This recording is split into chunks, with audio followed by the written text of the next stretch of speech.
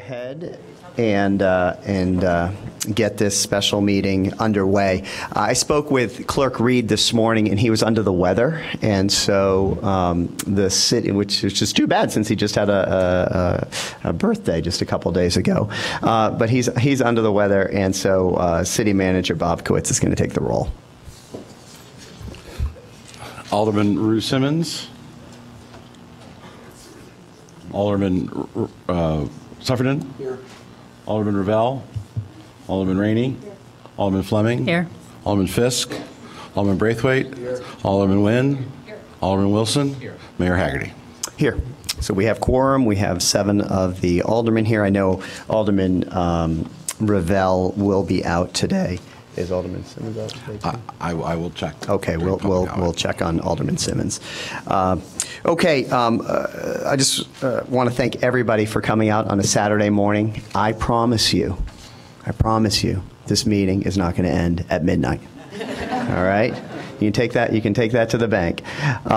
So thank you for coming out. This is a special meeting and an important meeting today to talk about our priorities as a city and our budget.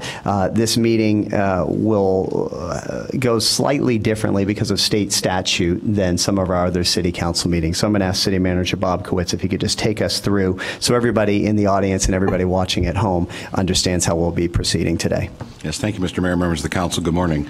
The next item would be the public hearing on the proposed budget, and Mayor Hagerty would call that to order, receive any public comment, any discussion from the council, and then close that public hearing. So, Mr. Mayor, I believe your plan is to assume that anyone who has signed up for the public hearing on the budget. Correct. And if individuals wish to speak to the levy or have general public comment, if you could let us know when you come to the podium, and we'll deal with that then. So the first hearing is on the budget. The second hearing under Illinois law is a truth and taxation hearing for the property tax levy for the city of Evanston. So the mayor will call that to order, take any public comment, any comments from the city council, and then close that public hearing. We'll then have mayor's public announcements, city manager's public announcements, and then general public comment. And the mayor has asked that today any general public comment be on issues other than the budget or the tax levy. So if anyone is here to talk about other issues, that they would have an opportunity to speak to that under public comment. And then we would go through the special orders of business. SP1 through SP5 are the various ordinances enacting the tax levy. Again, under Illinois law, the only action this morning is the introduction of those ordinances. They need to be on file for public inspection for 20 days. And so at this point, that will start that process, and then it would be the expectation that the City Council would consider these ordinances for action at the end of November. So the purpose of SP1 through SP5 is merely the introduction of those ordinances, and then finally, SP6, the budget workshop. The staff is prepared to answer any questions that you have, and it's our hope that the Council will begin deliberating on the budget this morning. Terrific. Thank you, Mr. City Manager. Okay, so item 2, the public hearing, fiscal year 2018 proposed budget for the city of Evanston. Pursuant to the Illinois compiled statutes in section 1-11-5 of the city code, the Evanston City Council is conducting a public hearing today to consider the fiscal year 2018 proposed budget document. The purpose of this hearing is to allow for public input on the proposed budget document. I hereby convene the hearing for the fiscal year 2018 proposed budget presentation open. We have, one other point. So today is a meeting that's dedicated strictly to the budget. Staff has presented an overview of the 2018 proposed budget on October 16th and 23rd, 2017. And this presentation, along with the proposed budget, is available at the city's website. If you could just go to cityofelvanston.org/government/budget, you will see all the materials. Okay, so now I'm going to open it up to any discussion, and we'll start with the public hearing. We have folks that have signed up here, if you haven't signed up and want to speak on the budget, please let me know. We've got, about 10 people, it looks like, that are signed up. I'm going to ask everyone to try to keep your remarks within 3 minutes, okay? And if you get to 3 minutes, I'll just give you a little nudge, like I normally do. We're looking forward to everybody's comments, but before we do that, Alderman Rainey? Yeah. I'm going to have to object to the timing. I don't think during public hearings we time people.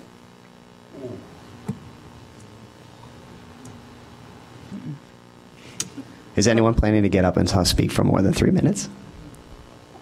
How many minutes would you like? At least 5 or 6, if that's okay with everybody. I don't think we've ever during a public hearing timed people. Okay. I appreciate that. This is my very first public hearing on the budget, so. Okay. Let's,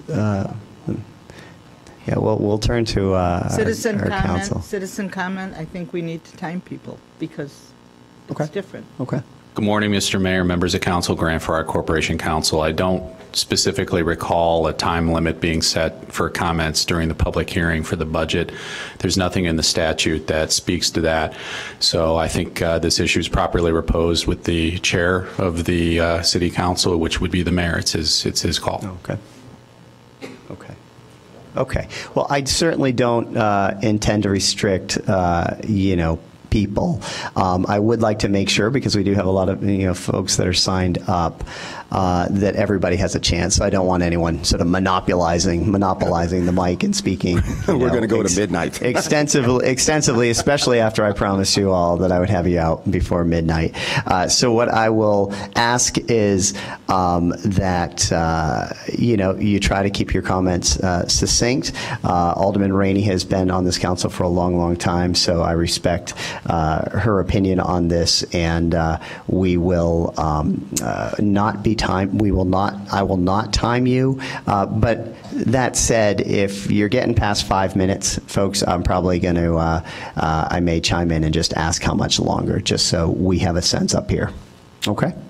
All right. So with that, I'll give the 3, so you know if you're on deck and everything. And again, as always, I apologize if I'm mispronouncing anyone's name or can't read the writing. So Leslie Lamshon. Oh, okay, Leslie. Good. Okay. And then after you, Leslie, will be Mike Vasilko and then Dan Stein. Hi, good morning. I'm an Evanston resident of almost 41 years.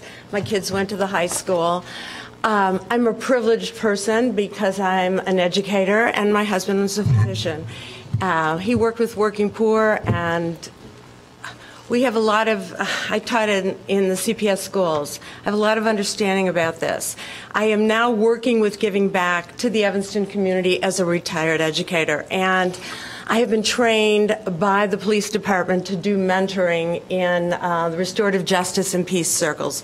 I am extremely disturbed about removing the police department's social workers from working in peace cities, peaceable cities, and restorative justice circles. I can tell you now that as District 65 is now in charge of peace circles, they are not being run the same way. The education is not the same. As an educator, I can tell you that it's not the same. You're not hearing this, but it's the truth. You have people like Erica Barton who are outstanding people. Now I'm just going to say one major other thing.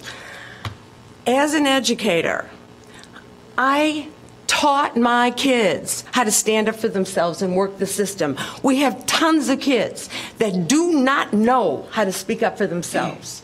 They don't know how to work the system. They don't know how to make things happen for themselves. You have people like Erica Barton in the police department that makes kids feel safe and knows how to train other people like me to work in the system. I am deeply concerned about taking these few people in social services and moving them to a larger position where they will get lost. We cannot afford to move people out of the police department. Police departments are scary to families and kids. We leave them there. There's a conduit. There's a community. And I beg you to really consider this, because I can tell you that my husband and I taught our kids how to work the system. A lot of people don't know how to do that. Please, please reconsider this move. Thank you. Thank you. Thank you, Leslie, for that. Mike Vasilko, then Daniel Stein, then Dorrance Halvosen. Mike Vasilko, 2728 Reese in Evanston, for nearly 30 years. First, I recommend that you do keep the budget discussion going on November 6th. I don't think all the questions have been addressed yet. Secondly, in the budget document, there seems to be some potential double dipping on the Howard Street Theater approved budget. In the document, it shows a theater budget for 2018 being $1,730,000 as an expense in 2018, but it does not document what's already been spent in 2016 and 2017. These are supposed to be cumulative towards a budget that was approved of $1.4 million and an additional amount that was supposed to be provided by the theater company of $200,000. So that just needs to be checked. And this is a budget saving item without raising taxes, without cutting positions.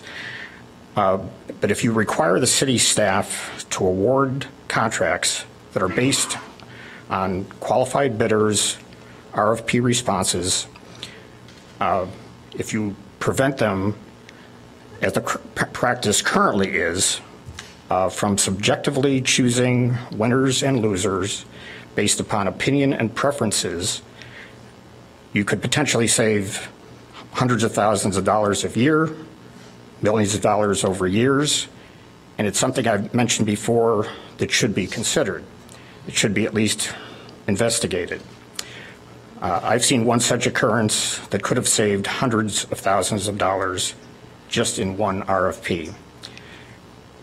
So again, this would save money without tax increases, and it would cut, you wouldn't have to cut the budget in any other location. It's just a procedural change. I want to talk about something that has been overlooked, and I think it's kind of buried in the budget. And I really turn to Alderman Fisk to help with this matter. My family is a big animal advocate. We've taken in animals from Katrina and other locations, and I know Alderman Fisk it's dear to her heart as well. But I would save the $50,000 study amount. We don't need a study. What the animal shelter needs is that $50,000 plus a couple million more that you have budgeted in 2019, I think.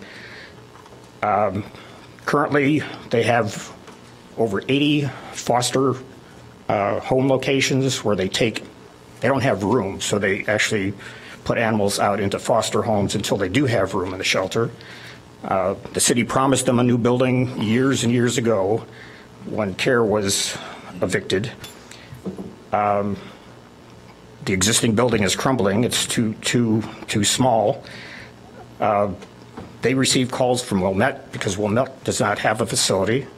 They receive calls from Lincolnwood all the time, apparently, to take in animals. So they're kind of a regional, they become something of a regional facility, but they just don't have the room. We learned CARE is building a new building in Skokie, which may siphon off some of the extra demand, but they need the help. They need it in 2018. They don't need it in we shouldn't postpone it any longer into 2019, 2020. Possibly you could get Wilmette to provide some of the funding since they don't have their own facility. But I would really turn to Alderman Fisk to maybe highlight the need for the animal shelter in this current budget. I also would like to recommend, and I heard mention of this from somebody in the council, about combining the management of the Levy Center and the Chandler Center into one full-time employment position. I think that's something that's reasonable if one person can manage both things. Thank you very much. Thank you, Mike. Next speaker is Daniel Stein, then Dorrance Halverson, then Gunnar Forrest.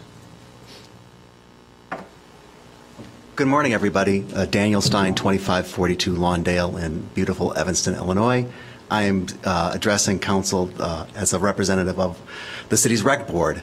And on our meeting on last Thursday, it came to our attention, we were discussing the unintended consequences of the furloughs.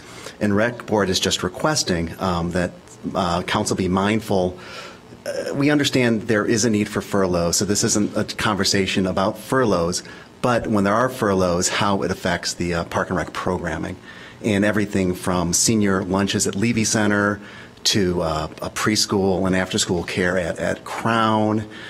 Jeff Brown is one of our board members, and he's the principal of King Lab, and it really started with Jeff saying what's going to happen to the kids after school. So we're just requesting that council be mindful of how it affects the whole city, and that it's not just sport programming when you talk about closing down the rec facilities, and really just planning for it. That's just the one point we wanted to make during this process. So thanks for your time. Thank you, Dan. Next is Dorrance Halverson, then Gunnar Forrest, then Barbara Bronson. My name is Dorrance Halverson, and I live at 1131 Ridge Avenue. I've been in the Evanston area for the last 50 years, 33 of it at this address. I'm a member of the Levy Senior Center, and I'm on the foundation board, and we provide services for seniors. We have a nationally accredited senior center, and it's very well managed. I think that it's short-sighted on the part of the city to consider this as a area where we can consolidate with another location. I believe that our senior population is going to be growing. We're about 7 years into the baby boomer generation. We've got a long ways to go. The senior population is going to be growing, and we need to have a full-time manager at the Levy Center. I've had some experience with the idea of budget cutting. In my working years, I was manager of 3 different locations for a short time. It was a budget cutting decision. What happens is productivity goes down, and the manager spends a good deal of their time traveling between these locations that they're trying to manage. I think it was thrown out that it was 90% of the time is going to be spent at Levy and maybe 10% at the Chandler Center. It just doesn't work, and I think this needs to be reconsidered, and we need to have a full-time manager. I play basketball at the Levy Center. We have a very robust program there. And it wouldn't have happened if it hadn't been for the fact that it's a well-managed facility. And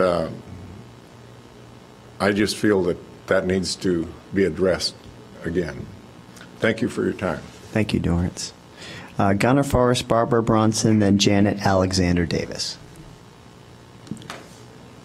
My name is Gunnar Forrest. I've been a member of the Levy Senior Center since 1996. I served on the Senior Center Development Subcommittee with Ann Rainey for 3 years, from 99 to 2002. I want to compliment her right now because we wouldn't have had the senior center if it wasn't for Ann. And I just want to say a few words about our current manager. I think she's the best one we've had since Athy Ames retired in '99. This one is a real crackerjack, and we don't want to lose her. And we always had a good manager, but I think this is an outstanding manager. And that's about it. I just want to put in a good word for her. Great. Okay. Great. Thank you, Gunnar. Barbara Bronson, then Janet Alexander Davis, then Elisa Bassler. Hi, I'm Barbara Bronson, and I'm on the advisory board of the Levy Senior Center. And I would say just that our current manager, I think they call her recreational manager. I've been there nearly 6 years, and she's done more than her less than a year there than the whole time I was there. So I hope we can keep her. Thank you. Great. Thank you, Barbara. We've got Janet Alexander Davis, Alyssa Basser, and then Karen Singer.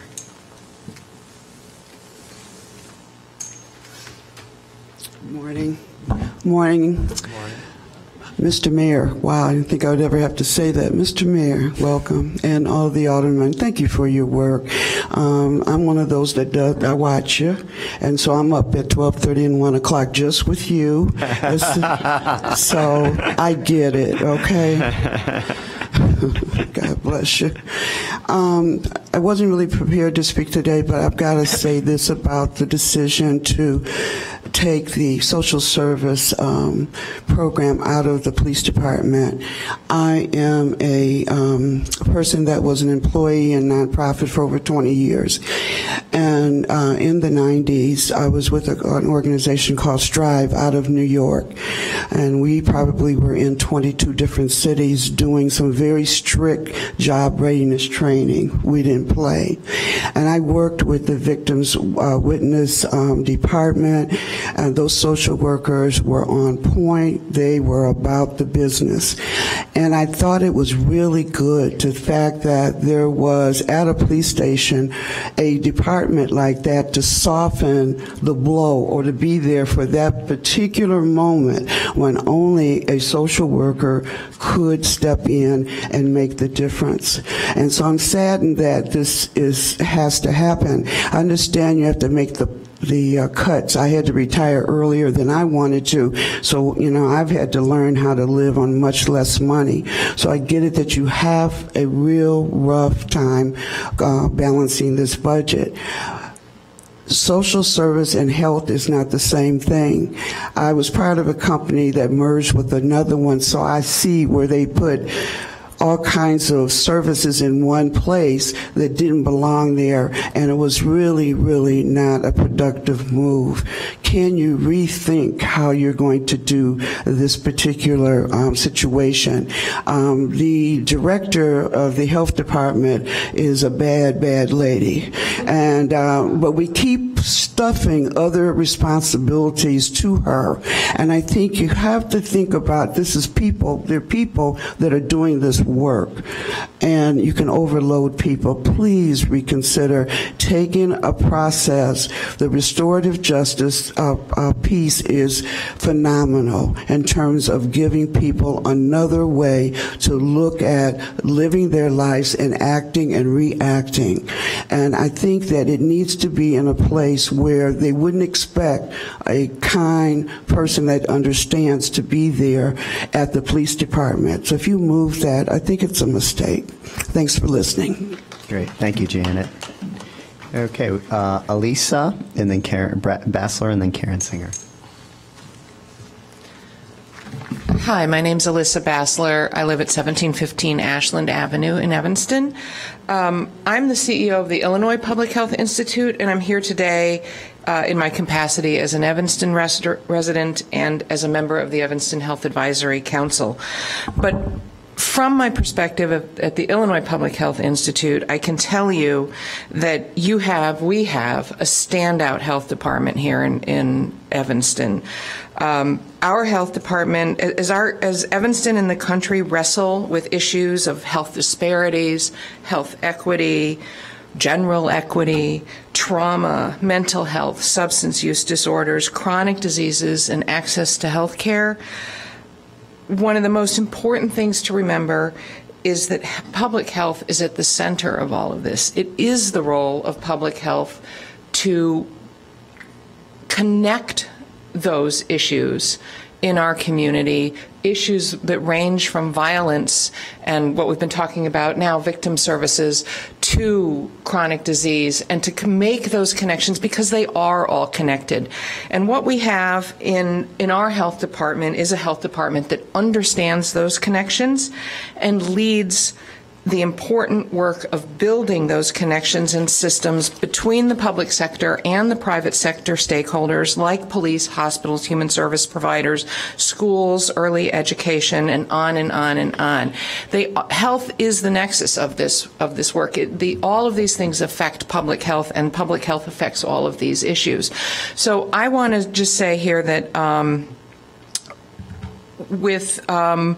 the community after community and the community after community in the state are following our lead, and now the state government is the legislature is going to follow our lead on things like Tobacco 21. We are health leaders in this state, and we need to recognize that. And I think the other thing that we need to understand as we think about the health department budget today is that a few weeks ago, the Cook County Board repealed the sweetened beverage tax, and now we're looking at $200 million in cuts at the Cook County government, which is going to put way more pressure again on our community and our health department. And thanks to our Commissioner Suffredin, he understood the consequences of that and didn't support the repeal. But nonetheless, it was repealed, and they're talking about a $30 million cut, nearly $30 million cut in Cook County Health and Hospital Systems budget. And there's more in the Sheriff's Department, and there's more in the Public Defender's Office, so all of these issues around mental health and public safety are going to come much more deeply into Evanston, and we're going to have to deal with more here because the county is going to be able to deal with less with that $200 million cut.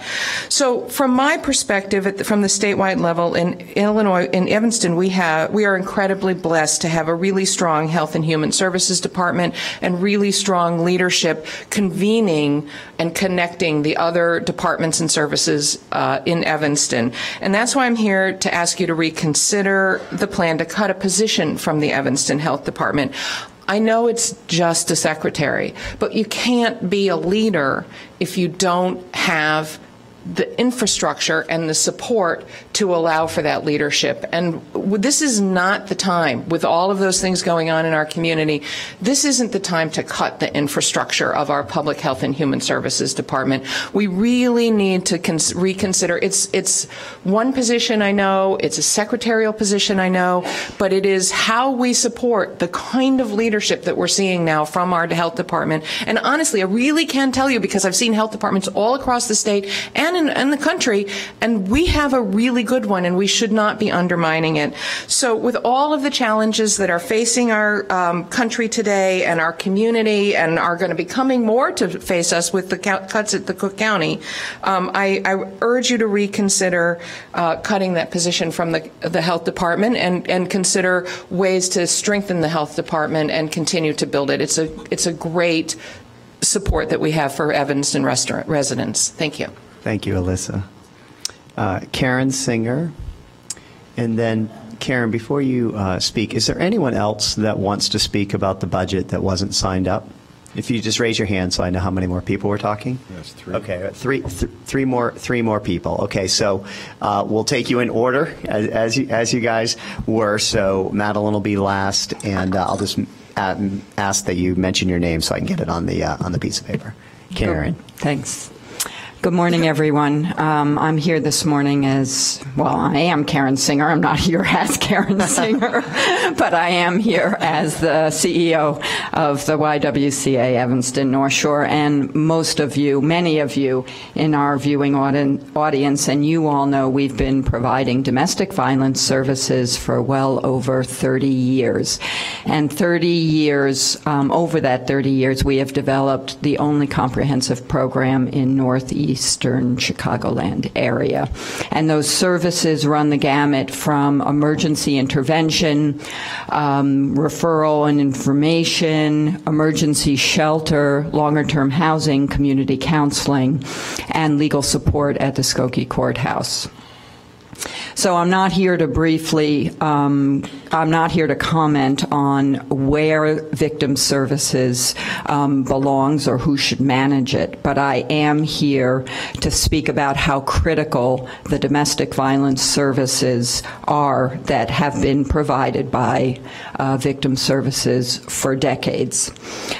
We have been working with the Evanston Police Department for over 25 years. In fact, we have an overnight emergency bed reserved for them when they need to bring a woman and her children into safety for the night. We know firsthand that the services that they provide are critical and life-saving. And Evanston has been a leader, and we work in 16 communities, so we know that Evanston has been a leader amongst North Shore communities for decades, ensuring that domestic violence survivors who turn to the police department are provided the information and referrals and crisis intervention they need to move to safety. We urge you to ensure that residents of Evanston do not experience diminished access to critical domestic violence services. Any reduction in terms of quality or quantity will have a grave impact on domestic violence survivors in Evanston, as well as their access to support and services.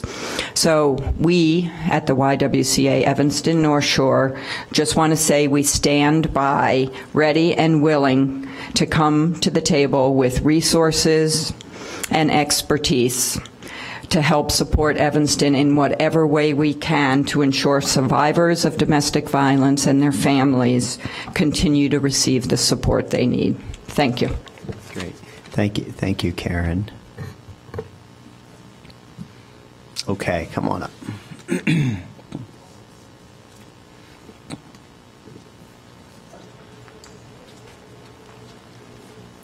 Hi, good morning. My name is Judy Pollock, and I'm a resident of 411 Darrow. I'm in Alderman Rainey's ward. And I'm also a consultant with the city on the Chi-Cal grant project, which is restoring habitat along the canal and also right out here on the lawn at the Civic Center. And I'm here today to talk about combining the environmental services and the infrastructure maintenance positions, which would result in Paul D'Agostino being let go. And I really want to talk about how important that position has been for the city over the last 2 years. I want to start just with an example from yesterday, where I was out with members of Paul's staff at the Clark Street Beach Bird Sanctuary, along with a whole large group of volunteers who had hired a consultant to come and educate staff and volunteers about how to do habitat restoration at the beach. And, so that's one project that has started under Paul's watch. And then there's also this Chi-Cal project in which another citizen got excited about a grant, worked with Paul, got $100,000, and now you've got citizens up and down the canal and also out here at the Civic Center that are coming out to these weekly work days that are taking weeds off of city properties, doing plantings in city properties, and really transforming these areas. And just to step into my role as a consultant for a second, I've worked with public land agencies all around the region, and I really have never seen a city or a municipal entity, or a government entity be so responsive to citizens in sort of catching their inspiration and their spark and being able to transform that into real on-the-ground enthusiasm, where you've got really scores of volunteers now who are engaged and excited about improving natural habitats in Evanston. And I think, you can say you can combine these two jobs and combine the functions, and the functions will be there. But if a person doesn't have time to maintain relationships, to be out in the community, to be seeing what people are excited about, to be listening, that kind of thing just doesn't happen. So, I would say we're really concerned. You've got a lot of people who are very excited about Evanston, proud to be Evanstonians, giving a lot of their time and effort and energy to Evanston. And I think it was a real shock, the idea that his position would be eliminated. And I also know, that I can also speak for his staff that, they've come to us and also are really a little shocked about this. He has, mentored many of them, shown tremendous kindness, and they feel extremely indebted to him. So I just want to really urge you to reconsider. That star rating is something that the city has chosen to measure livability, and the first run through on that star rating, the whole natural areas section was really, really low, and since then there's been this explosion of work in the natural habitat areas. You've got not only the projects I mentioned before, but Canal Shores, went out and got a grant to try to improve habitat along the canal. The food forest, edible acres, incorporating natural habitat there. So there's just a huge amount of energy that's going into this, and Paul has really kind of quietly but very, very effectively been there encouraging this all along. So I just really hope you will reconsider that consolidation. Doesn't make sense to a lot of us. Thank you, Judy. Okay.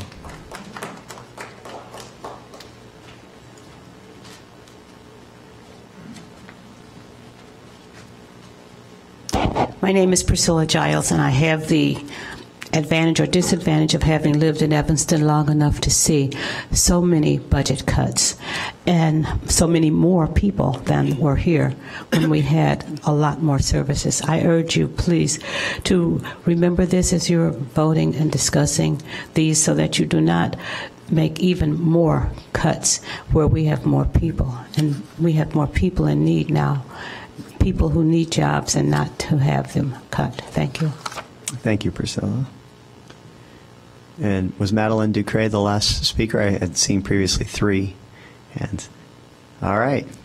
Remember, Madeline, you don't have 3. You have the time that you need. Everybody.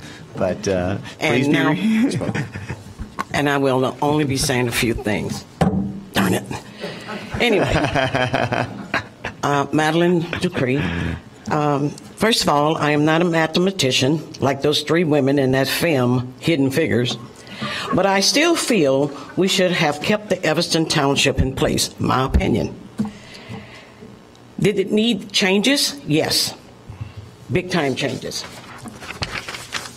That program helped poor people, colored people, black people, African American people, people who need help. That program helped people. Miss Ivana, I thought I saw her. Other way. Oh, okay, sorry. She's doing a beautiful job. Beautiful job. But Wally, I need to know, maybe no one else needs to know this, but I need to know where that money went. We're having cuts now.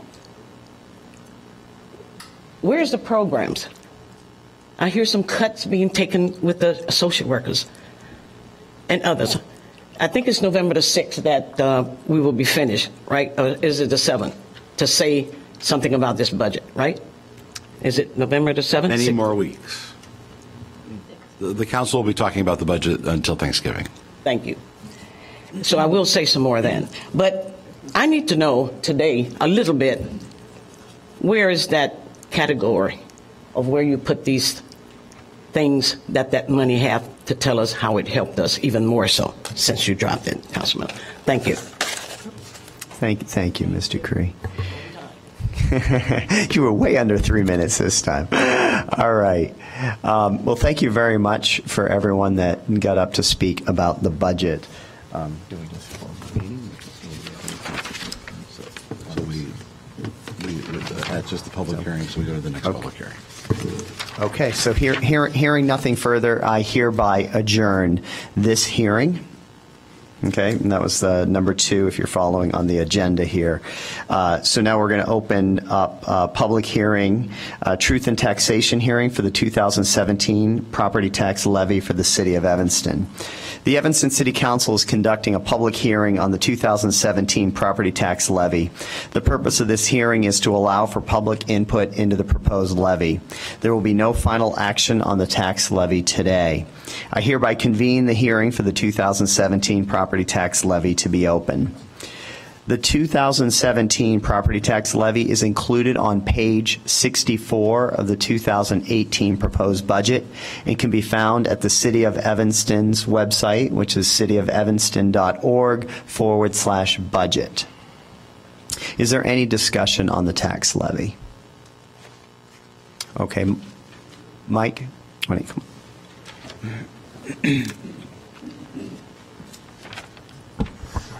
I sincerely hope I'm not the only one. I offered a list of tax and budget cutting recommendations, some of which were emailed to the council.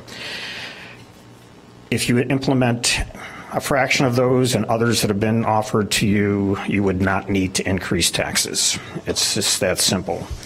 And this litany of taxes that you are proposing is just one more layer of burden on top of what's happening with the state, the county, and other institutions. So I emphatically ask that you reduce the tax levies to what's needed, and if you examine things properly, I think if the staff digs in, they could find additional cuts to avoid a tax levy.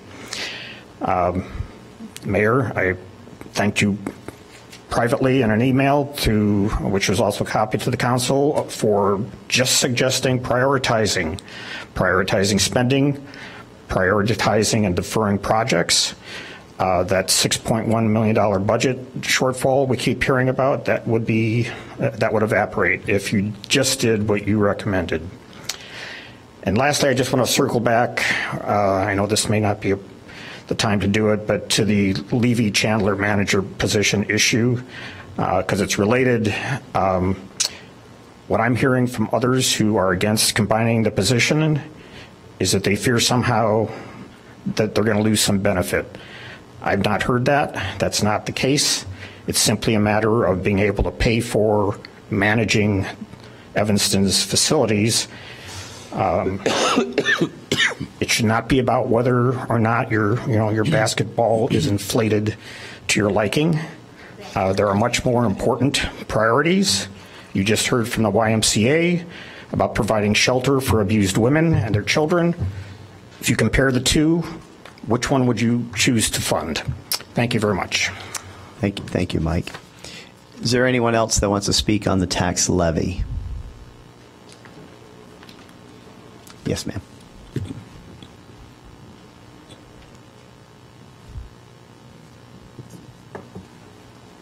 My name is Leela Robb, and I've lived in Evanston for 40 years. I'm coming to protect the Levy Center. I abandoned everything else. That is one of the most recognizably diverse and working societies. And we're always told it's not going to impact us, okay? So we don't believe it. It's just a matter of faith, and we'll do what needs to be done for the city, of course.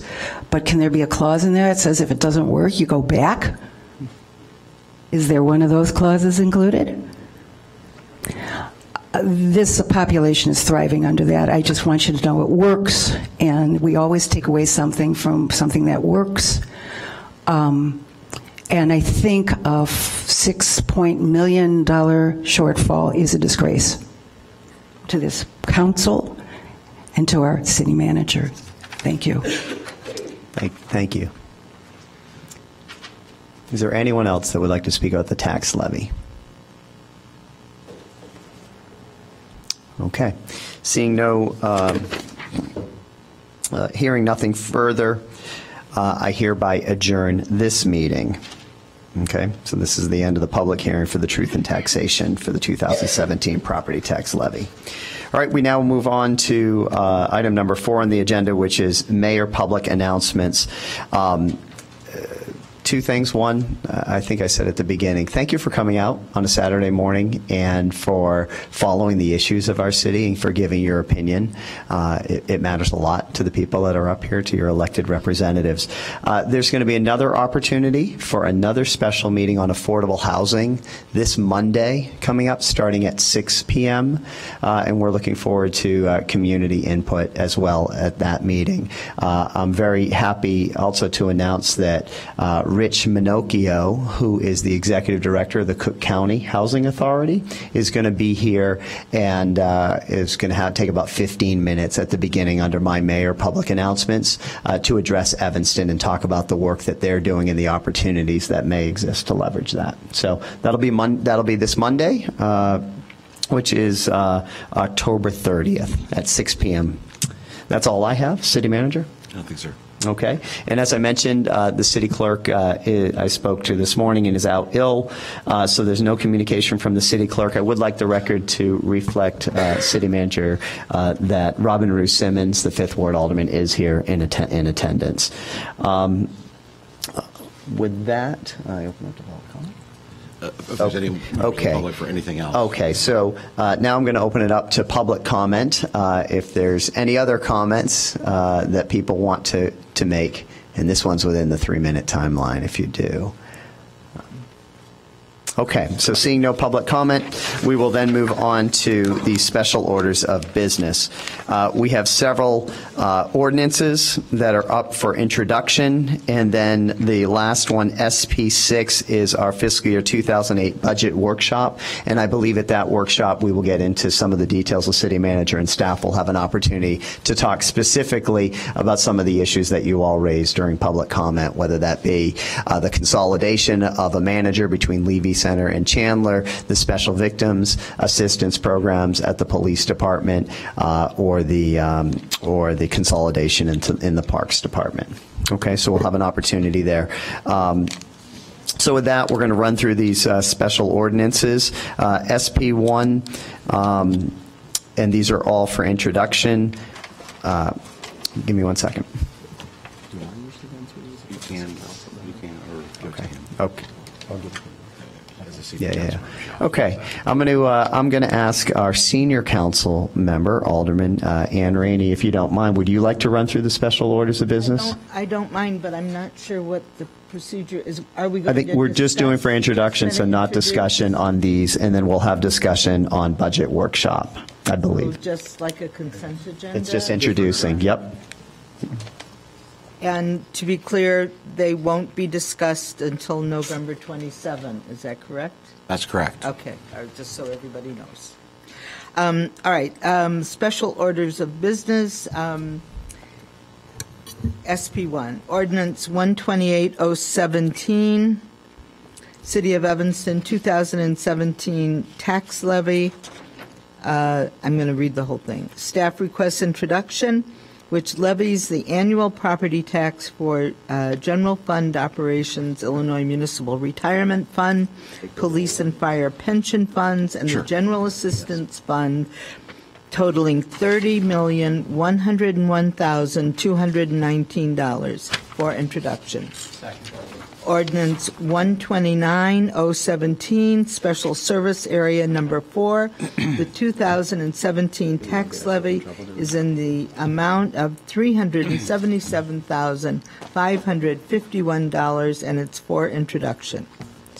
Ordinance 130-017, the Special Service Area Number 6, 2017 tax levy in the amount of $225,510 for introduction. Is there a second on that? Okay.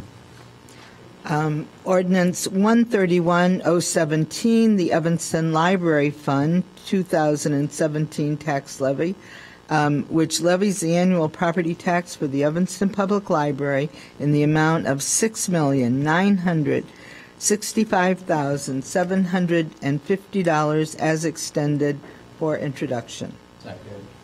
Okay. Ordinance 132-017 is the Solid Waste Fund 2017 tax levy, and this levy is an annual property tax in the amount of $418,367 for introduction. Okay. The fiscal.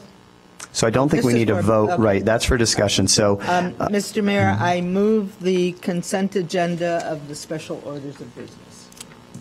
yeah, and there's a second. Okay, Mr. City Manager, sitting in for the clerk, could you please take the roll?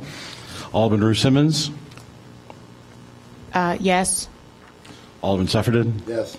Alderman Rainey. Aye. Alderman Fleming. Aye. Alderman Fisk. Alderman Braithwaite. Alderman Nguyen. Alderman Wilson. Okay, so SP1 through SP5 pass for introduction with a vote of 8-0. Okay, we're going to move on to Special Order of Business 6, which is the fiscal year 2018 budget workshop. And as I mentioned earlier, you can find and follow that budget online at the cityofevanston.org/city-budget/. City Manager, would you like to take us through this discussion? Yes, Mr. Mayor, members of the council, we have provided a new round of budget memos yesterday, so hopefully you have all seen that. We have no additional presentation. We're prepared to answer any questions.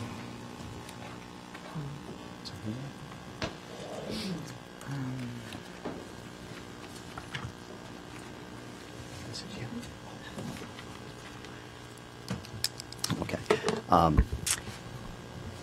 Okay. So just to make note, so Alderman Rue Simmons has to get back to work, but she made an extra special effort to be here today for public comment and wanted to hear people's comments as she'll be making decisions later on in the budget. With that, I apologize because I didn't see the two lights that came on, so I'm going to go with Alderman Wilson first, then Alderman Rainey, then Alderman Fleming. All right, thank you. And I didn't count speakers, but I think just to kind of address the ones that people were here for in numbers. The victim services question, to me, it kind of breaks out into three categories. One is, I guess, location, second is management, and then the third is capacity. I have an understanding, but I could be wrong. Keeping the services in the police station regardless of management and capacity, that's still an option. Is that correct, City Manager? And that's the recommendation. Okay, that's what I thought. I think there was some confusion that they would not physically be present at the police department. For the moment, setting aside the question of the capacity, some of the points I've heard raised in the community, I've tried to reach out to some people, I've talked to a few people, but not enough to get I guess a full understanding of where people fall on this. But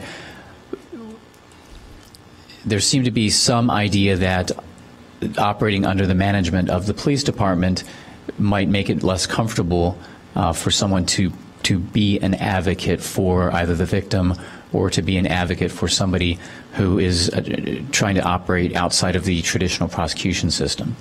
So I understand that idea, and it intuitively made some sense to me. But I guess I would be interested in getting, I don't know how to, I feel like I need more input from the people that are doing the work. That's not traditionally how we, have these conversations on budget questions, but it's almost like it's less of a budget question and more of a policy issue, at least as far as that aspect is concerned. Does that make sense? It does, Alderman Wilson, members of the council. And I don't know how to kind of wrap my. Well, let us try. Okay. We anticipated this would likely be among the first questions the council asked. Avonda Thomas-Smith, our Director of Health and Human Services, is here. She has a presentation she'd like to walk through because we have been very thoughtful about this. The intention here is not to provide less service, but to leverage the services that we have in a better way. And so, Avonda, if I could ask you to come to the podium, and we'll let her walk through this. We were looking at this and talking with Chief Eddington initially about this, and I went to Avonda and really proposed this idea. As many of you know Avonda well, that glimmer in her eye came that, gosh, this is an interesting idea. And so over the last several weeks, Avonda has been able to, study the matter, understand very specifically the work that is being done, and is here, I think, to kind of give you her take on, from a policy perspective, an implementation perspective, how this would work. So she's here along with Chief Eddington. We've also have rethunked this proposal a little bit and are here this morning to make a slight adjustment to the proposal as it deals with the youth services piece of this. So with that, Ivana, good morning. Good morning, Mayor Haggerty, City Council members, and Manager Bobkowitz.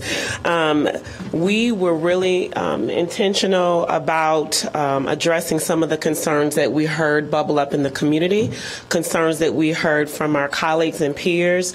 And so we hope that we are presenting a proposal that is respective of that perspective. So I'm going to ask, and again, this was a collaborative effort, but I'm going to ask Chief Eddington to kind of set the stage for us and give us a historical perspective of how the services have been delivered, and then we'll move forward with a recommendation, a possible proposal, and options for you to consider. Thank you. Thanks, Director Thomas. Good morning, Your Honor, Alderman, Mr. City Manager. The Evanston Police Department has a rather proud history of victim services. It goes back almost 3 decades. And I want to first start off by acknowledging that work over the decades by the primarily women employees of the City of Evanston who have provided those services steadfastly over those 3 decades. However, 2 things have collided: a $6 million budget shortfall and a change in public expectation of what is to be delivered in the area of services. The service model that we had built for the last 30 years involved credentialed social workers. That is a significant part of this budget concern that we're addressing today. I think in many ways, and I had long discussions about this with Alderman Holmes over many years, and her feeling was that was missing the mark, that we weren't addressing the needs of the community specifically enough with that type of employee. And also wrapped in this budget discussion is the cost of those credentialed social workers is substantial. And so now, as the public exploitation have slid from a long-term counseling relationship to a referral-based system, and as we go through the numbers on the slides when we get to those, you'll see that a substantial amount of the work being done now has evolved to a referral system. The need to spend money for credentialed social workers has become obsolete. And so I think in that context, a change is mandated. And once again, we're in a situation where we have a system that works, is functional, but based on this crisis, is there a way to retailor those services to meet the community needs? There will be changes, but the victims will not be ignored. I think in a recent case that we're working in the 2nd Ward, not specifically related to victim services, but the detectives had to spend much more time with the victim than usual because of the complexity of the case.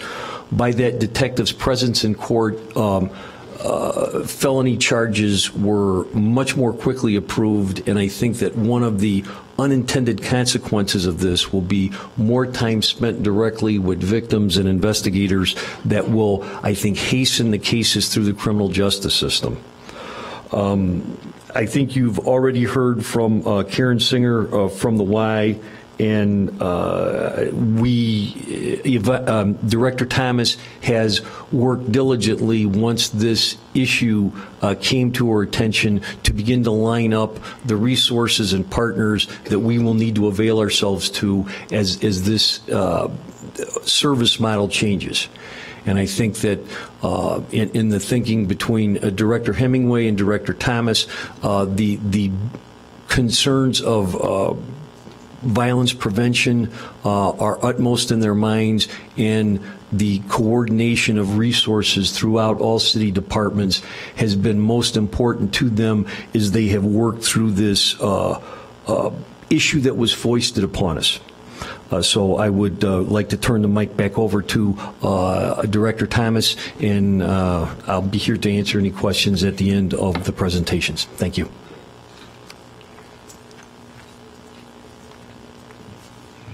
Good morning again, Director Thomas Smith. I think the next slide really looks at the data. As you can see, these numbers come directly from the annual report that the police department avails to community, and this is what the numbers look like for the annual report of 2015 just for the victim services component.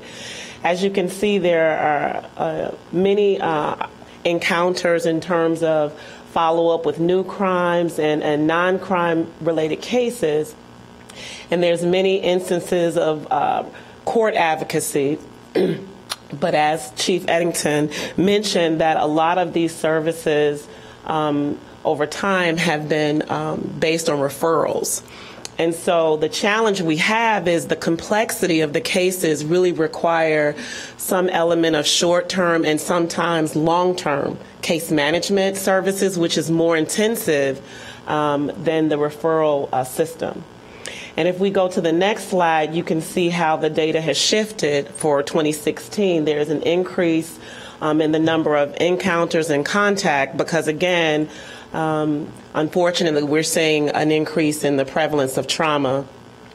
And that trauma is defined as assault cases, domestic violence cases, and unfortunately, tragic losses such as fire, loss of property, and increased death notification during this time period. And the next slide shows you the data from 20. Could you go, Sure. Could you go back to the last two? Because the first one, I wasn't ready to, to compare them. Sure. And just so we can kind of go back to the. Sure. All right, so. And will this be online for us to go back and? Sure. It is online currently. It's not online. Okay. Yes. Mm-hmm. Okay, and then, just go back to the. So this is 2016, just the victim services component. I'm going to show you some data from the annual report for youth services Thank you. as well. Mm-hmm. So this is the annual data and report from the youth services program, and this is primarily the work of, I think, Erica Barton. And this is the work that she has been able to do in partnership with the Evanston Township High School and some community partners. And this speaks to the amount of service and encounters that she has worked with as some of the comments were made about the restorative justice cases and the Peace Circle events. And so this is 2015, and again, we're seeing an increase in the need for this continued service if we are ready to move on to the 2016 data. Okay. Again, really heavy on the family counseling with community services, restorative justice cases, but a lot of encounters, again, on the case management side in youth services. And so that brings me to just reiterate the involvement that Health and Human Services have had in the human services sphere. Excuse me, Alonda. Alderman Nguyen had a quick question. So when we look at that data, so what is the takeaway there of what is I can see each of those individual things changing somewhat, but what's the overall takeaway for someone who's a lay person in terms of what's the growing need and what is it that the department or that our victim services needs to change? That's what I'm trying to understand. Alderman Nguyen, there were multiple sets of data up there. I think if we focus on the youth services data, that is a function of a continuing need for intervention in difficult family matters and youth that are on the cusp of getting into more involvement with the criminal justice system. I think if you look at the data from the victim service workers, that's another subset of data that deals with the cases that they're managing. And I think that the focus on the youth service person is that direct interaction with families and children versus the referral-heavy basis from the victim services would be the takeaway that we're looking to emphasize this morning. If there's any other specific questions about any of those areas, I'd be happy to try to answer them. Alderman Fisk. Thank you. I think one of the things that would be helpful to me is if we could just take a test case and you could tell me just really simply how things would change. And let's say that there's an incident. The police respond to the incident and it requires victim services. What happens now and what would happen then? Thank you for your questions. I think in a part of the presentation I may address that. Let me have an opportunity to share with you the proposals and then just check. I will check in and make sure I've answered that question. Is that okay? And thank you for your questions. So I wanted to kind of talk about how the health department transitioned into human services. So the health department, as you know, has been certified by the state of Illinois since 1874. So the health department was here before both of our wonderful, fantastic hospitals. And at that time, we were really shoring up to assure that we emphasize on public health, environmental health. But as we've shifted, and we historically have been a safety net provider. And what does that mean? That means that historically, since the inception of the health department, we have been intentional, thank you, about providing services for vulnerable populations, for at-risk populations in crisis. And so we have been a respected gatekeeper in the community to address that. But over time, as the evolution of our medical services changed, as you remember in 2009, with the closure of our clinics, there was a missed opportunity that we started to see an increase of chronic health conditions. We started to see an increase of disenfranchisement of families getting into care. We started having issues with access to care. And it wasn't about transportation. It was about families were being sicker in the community and not getting the care that they needed, even though we have 2 fantastic hospitals in our community. But with the evolution of medical services changing in 2009, as you know, it was the intention to restore those services with the partnership of Erie Family Health Center, and that has been successful. And then we moved to around 2014 with the integration of the township services, assuring that those who live well below the poverty line, about 200%, were still entitled to those benefits and those services. So public health does require a deep understanding of the many different branches, one of science, from molecular biology, disease pathology, to epidemiology. But this profession is a marriage of art and science. And what I mean by art, I mean dealing with complexity and uncertainty, promoting restoration for at-risk families without creating a dependency on the service. Because we've been in the business of human services, an example of that is the creation of the human service specialists that were created with the integration of the township services. The art of human services is providing support without disempowering individuals, providing these wraparound services in partnership with the individual included. The art portion of human services is also tapping into the strengths and resiliency of individuals without overstepping. And when I spoke to my colleagues across the community stakeholders who live in this work, and when I reached out to my own public health peers, I understood that the science part of what we do is evidence-based practice. So in essence, with the changes in the environment, changes in our community, complexity of what individuals need, families need, individual behaviors, all related to traumatic events, there is an opportunity now for us to perform this art and science, addressing the trauma that happens to victims. So there are evidence-based approaches in this space, in this work. So first is important, it was important for us as colleagues to gather and to evaluate what was missing in our current service delivery model and what is available for our residents who have experienced any form of trauma. So my peer, Chief Eddington and Director Hemingway, we want to set Chief Eddington set the historical perspective, but it is our charge, my charge, and Director Hemingway's charge of how can we move forward to provide a different service delivery model, making sure that we're addressing all the concerns that have been raised here today. So if we go on to the next slide,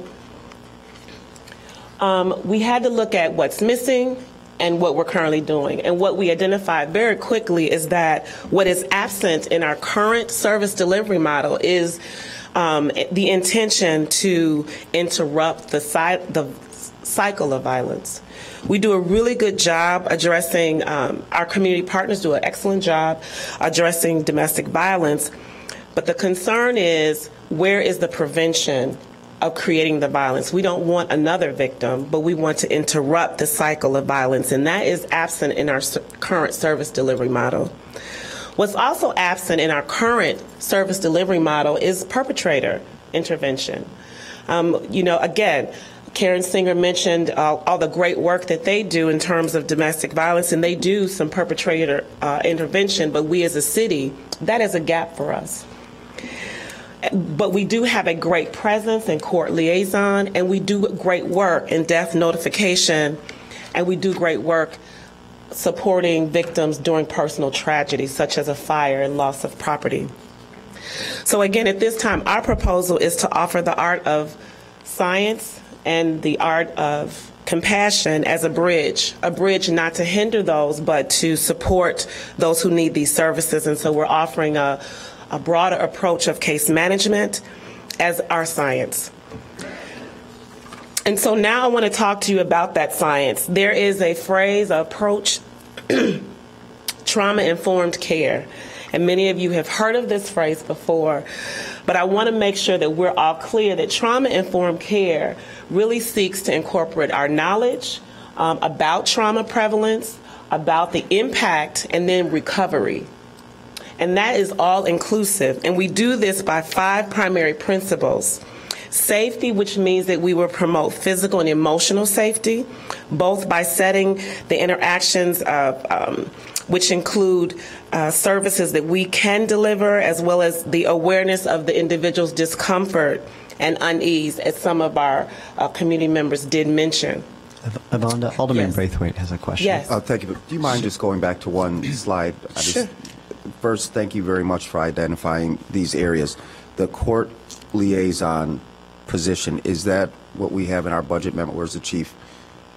Is that the same position that's in the budget memo right now? Alderman Braithwaite, no. This refers to the victim service workers being at court with the victim during a court proceeding. The budget memo you have on that other position is the monitoring and managing of police court time. Thank you for the clarification.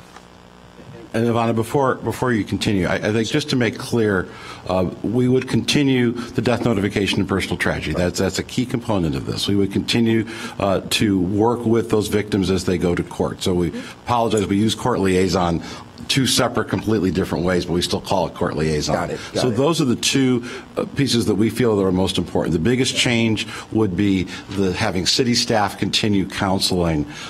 We are proposing that we would pivot from that and use our community partners, have the city staff continue to be caseworkers, but have other agencies and those 2 things that are absent, find those other community resources. So I don't want to bury the lead here as far as what we're trying to do. And I've asked Ivana to be very thoughtful about this, and so she's taking a little bit more time to explain this, because I think it's important for the council and the community to see that we're taking we're pivoting on the service delivery. But I want to make clear that those 2, which I think are probably the most important current things that we do, would continue as is. The death notification, these employees would be on call, located at the police department. They would continue to respond as they are and have for many years, the court liaison. And what Yvonne is talking about is how now we can insert additional services through referrals rather than having those licensed MSWs on city staff provide that service independently. I think that's the key here. And again, I thank Yvonne for taking the time to walk us kind of slowly through this, because I think this is a very, very important point. Thank you. Thank you. And Alderman Fleming, I think, had a question. I think Wally answered it, but just to make sure, because you and I had this conversation about the death notifications and these social workers or advocates being able to go to fires and such when that's needed. And at the time, you thought that maybe was not part, but so now we are going to remain available if needed to go out. That is correct. Okay, perfect. Thank you. That is correct. So again, just to be very specific about this, because this is an important point, these will be part-time employees, and so part of their job will be 1 full-time, 3 part-time. Part of the part-time employees' job was they will be on call. So we have many staff members in various departments that are on call. So they will receive an increment hourly pay to be on call, and so when they are needed, they will respond. And so we can do that. We don't have many part-time employees in the city that are on call, but we certainly can do that, and that's our intention, that they would then be paid an hourly increment for being on call, and then when they respond, they would receive their full salary, hourly salary for responding. And Alderman Fleming, I'm sorry. Go ahead. Thank you for your question, because at the time we spoke, I wasn't real clear. The HR employment rules around part-time employees being able to be 24 hours, and so I had to reach out to my colleagues in HR to confirm that. But that is the case. That is not a violation of employment law, so the expectation is that they would be on call, receiving standby pay, rotating, et cetera, to be available for that 24-hour notification. Sure. Alderman Braithwaite had a question. I think you're probably going to address this in your next couple of slides. I'm listening, and in the beginning, when I heard from Ms. Singer, I thought we were going to have a choice of a either or. But then when I listened to the city manager, is this going to be a hybrid of two?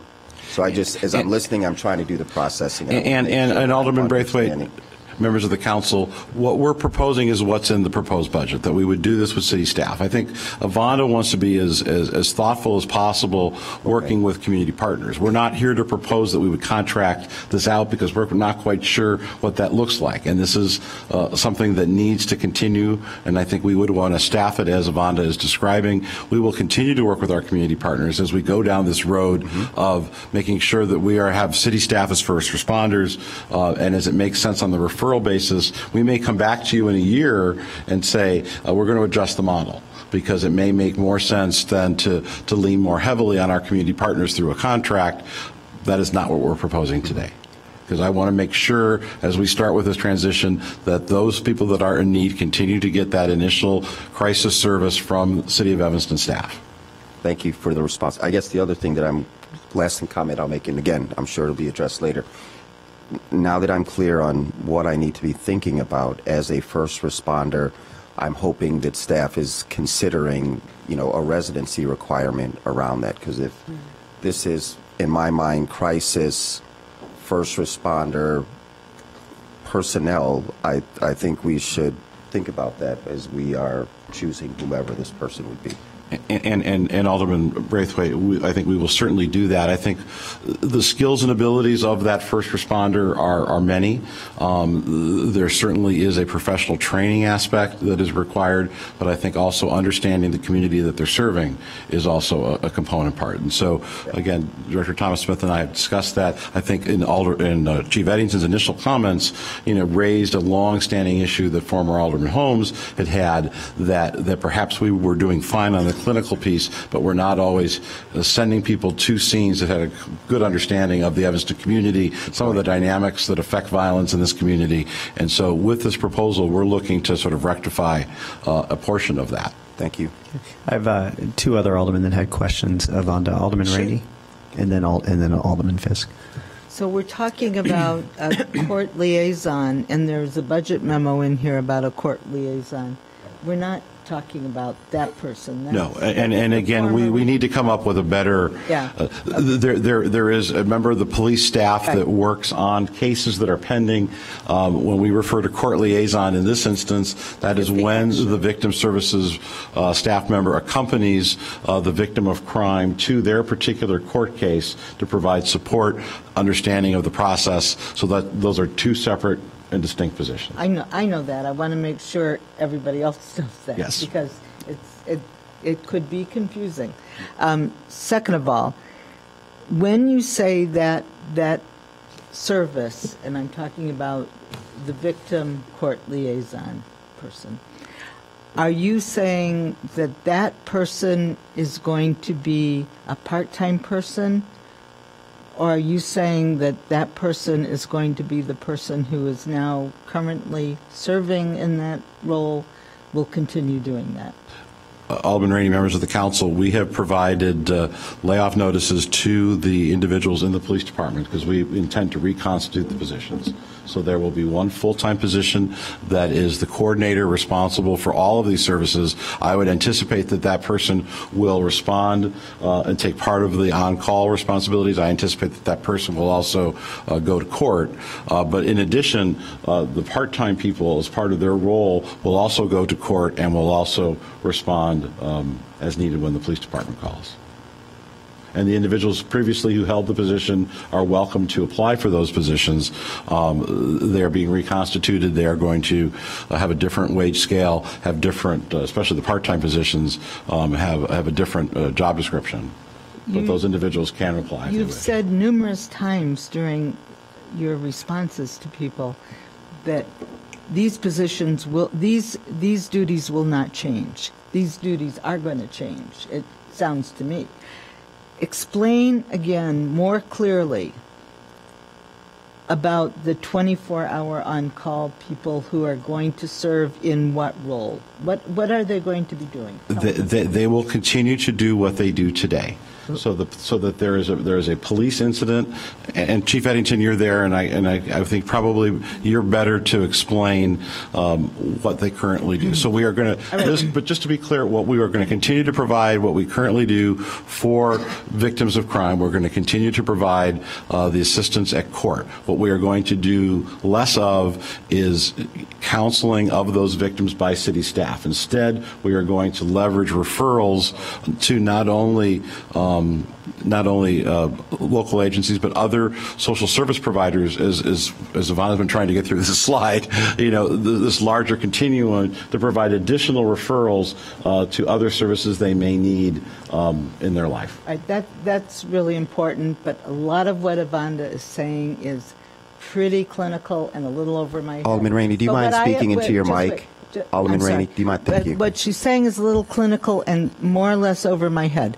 But what I want to know is, when you say the 24-hour people who are going to be part-time people are, that it's not a violation. I mean, who are these people going to be? What roles do they play in the city otherwise?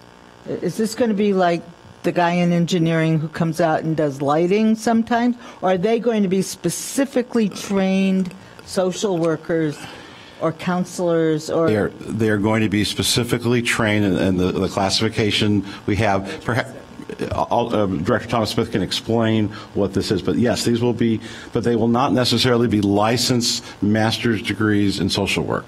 Part of this proposal is to change that, and so we do not need those types of trained clinicians to do the work that they will be doing, and so we will have other trained social service professionals to be able to do that. This will not be the engineer on the street. These will be trained clinicians. I want to know who they are. I mean, it's important to know what their training is. I mean, sure. If you would give me an opportunity, I'm going to kind of talk about that when I speak to the positions. Okay. And hopefully, I'm anxious. Sure. And I know, because this is so important to all of us. So if you give me an opportunity, I'll get there and I'll check in to make sure I've answered that question. Is that fair? Okay. Okay, Alderman Fisk had a question, and then let's get through this presentation. Yeah, thanks. And I'm willing to wait for that, Ivana, but I'm even, as Alderman Rainey said, I'm really like, flummoxed about this. It's like one more slide. And I don't feel real comfortable about it, I have to say. Sure. So I can see Karen Singer in the audience kind of having a question, and I'm wondering if okay, you don't. I was just... Okay, you'd like to continue. Okay. But I just, since we have a partner here, I'd like to offer her an opportunity to ask questions at the end of the presentation, if that's okay. Let's get through the presentation. Sure. Uninterrupted. We'll let you get through the rest of it, and then we'll have a discussion. Sure. And I understand how important this is, and that's why I spent so much time working with my colleagues to hopefully get a proposal that's acceptable. So I hope to answer your questions. So the principles of trauma-informed care, and Karen Singer and others can speak to this as well. The primary principles are safety, trustworthiness, transparency, choice, collaboration, and empowerment. And I just want to kind of define what I'm thinking around those terms. For safety, of course, we want to assure physical and emotional safety. For trustworthiness and transparency, it's a meaningful sharing of power and decision making. And the operations will be transparent, ensuring trustworthiness through clarity and consistency. This staff will provide this principle. The staff will also consider voice and choice. Many times victims' voice goes unheard. So we want to be intentional about hearing the voice of those who are in trauma and in tragedies. And the aim here is to not only strengthen staff's perspective, but also the experiences of the families that we want to support. So in choice, there's a recognition of need for an individualized approach. So we're not going to lump it. We understand that one size does not fit all for everyone in trauma. We want to do this in collaboration, which comes in our partners, leveraging the power and difference of the participants as well as our partners, and we also want to recognize that healing must happen in relationship and sharing of power. And then we also want to empower individuals, tapping into their strengths and recognizing their resiliency and validating that. So for your consideration, the next slide will share with you the proposal that we're thinking. So the positions will be one full-time senior human services advocate. The hope is that this person will conduct ongoing refresher just-in-time trainings, nationally recognized trauma-informed approaches, train and coach the team, because we're thinking of a team approach to deliver universal support for victims exposed to forms of trauma. Train and coach on resiliency and healing, provide leadership for the development and promotion of trauma awareness, and promote trauma-informed and strength-based approaches. Our hope is that this manager will have some not only social work training, but also training, of course, in compassion as well. So we're also looking for skill, but we're also looking for the right fit. The Human Services Advocate, which will be the 3 part-time advocates, they will serve as liaisons to our schools and agencies. They will serve as advocates to our parents and teachers, facilitating a trauma-informed practice. They will also work with agencies regarding trauma and transformative initiatives. They will work collaboratively with our current staff. We have currently 1 human service specialist, Mr. Fouché, who works with at-risk families, and we have 2 of our licensed clinical social workers that are currently employed in Health and Human Services providing the general assistance. So our hope is that these positions will be in alignment with what we currently have. And so it will be the expectation that the Human Services Division of the Health Department would synergistically operate in this way to support victims, to do the notifications, and also to support those in tragedy. So these positions will be coordinators. They will, again, work with our current staff, and the hope is that we would get the right mix, that we would recruit not only the paraprofessional and not only the social worker, but also those who have an understanding of the cultural and linguistic sensitivity that must be present to serve those in this community.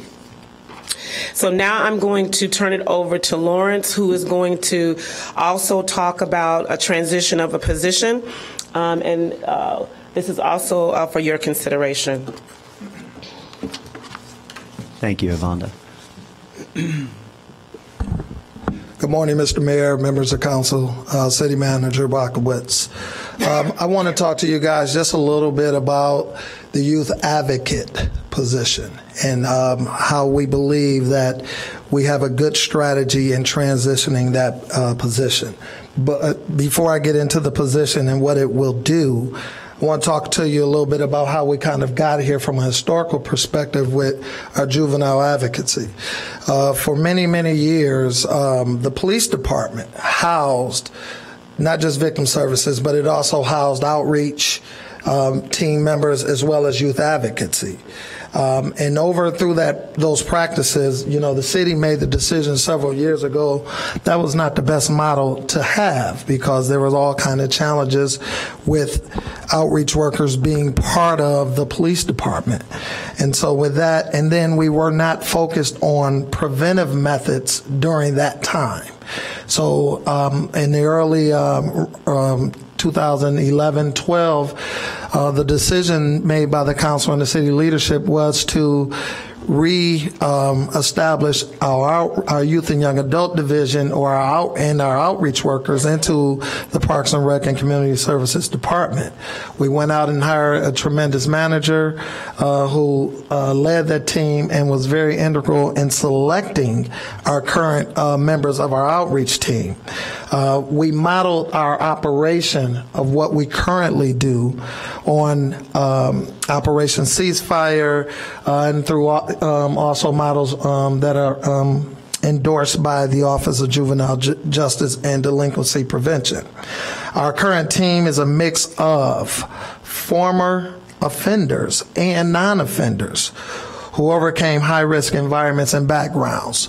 Those models that we are following are what has shown to be successful throughout this country.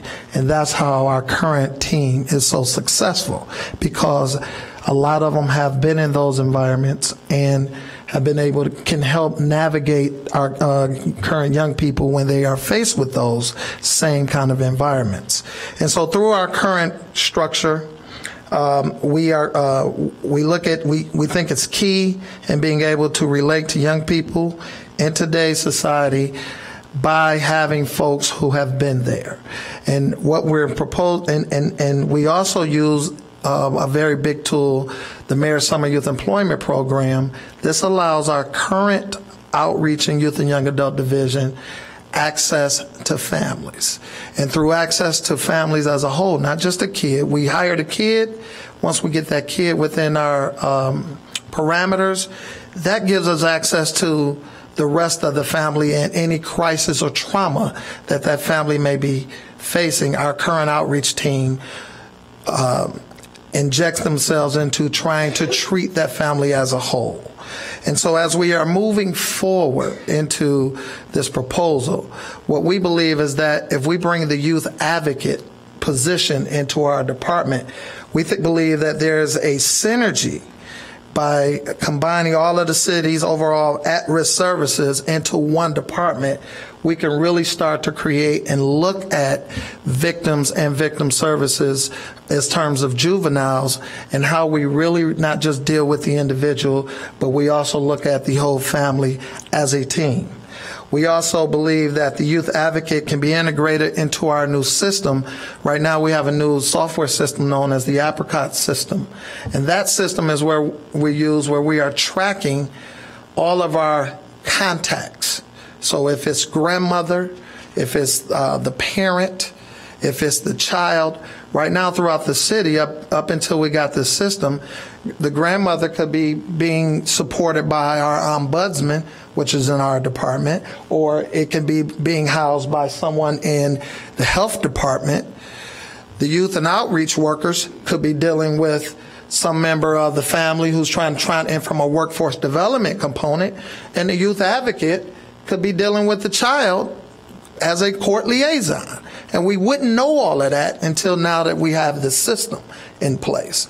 And so now, by bringing a youth advocate into our department, we can introduce the advocate into the Apricot system and start to manage households and families collaboratively and holistically. We also want to say that the department will be able to serve clients in a more comprehensive and holistic way. So what we are proposing to you today is that the position, the youth advocate position, become a part of the community services division in my department. We're also saying they will continue to coordinate and support of families that are experiencing youth-related crisis. She will continue, or the will continue to focus on diversionary options for juvenile offenders, as well as coordinate services with community partners in juvenile court systems. The position will continue to do the same, provide the same services that it currently does.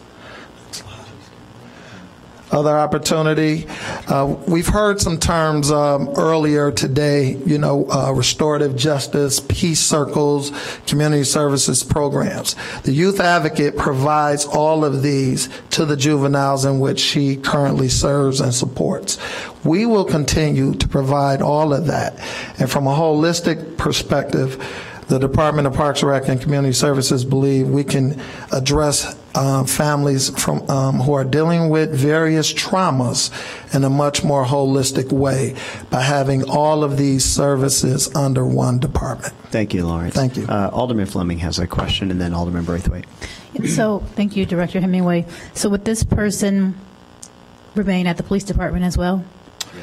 Yes, they will still remain at the police department with oversight and management from my department. Okay, and would this person then report to Kevin Brown and the community services, or report to you, or how does that reporting work? They probably will end up reporting to me, because I have to try to help find a way to build the synergy between the two divisions, or between what youth and young adult does, as well as the what the youth advocate person. So they will be reporting to me.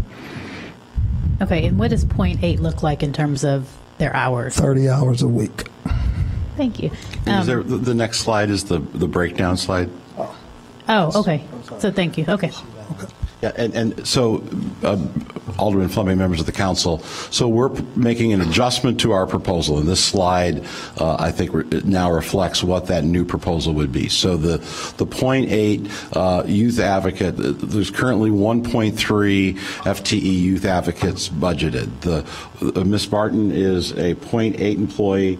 We're proposing that position not be eliminated, instead that position transfer to the Parks, Recreation, and Community Services Department.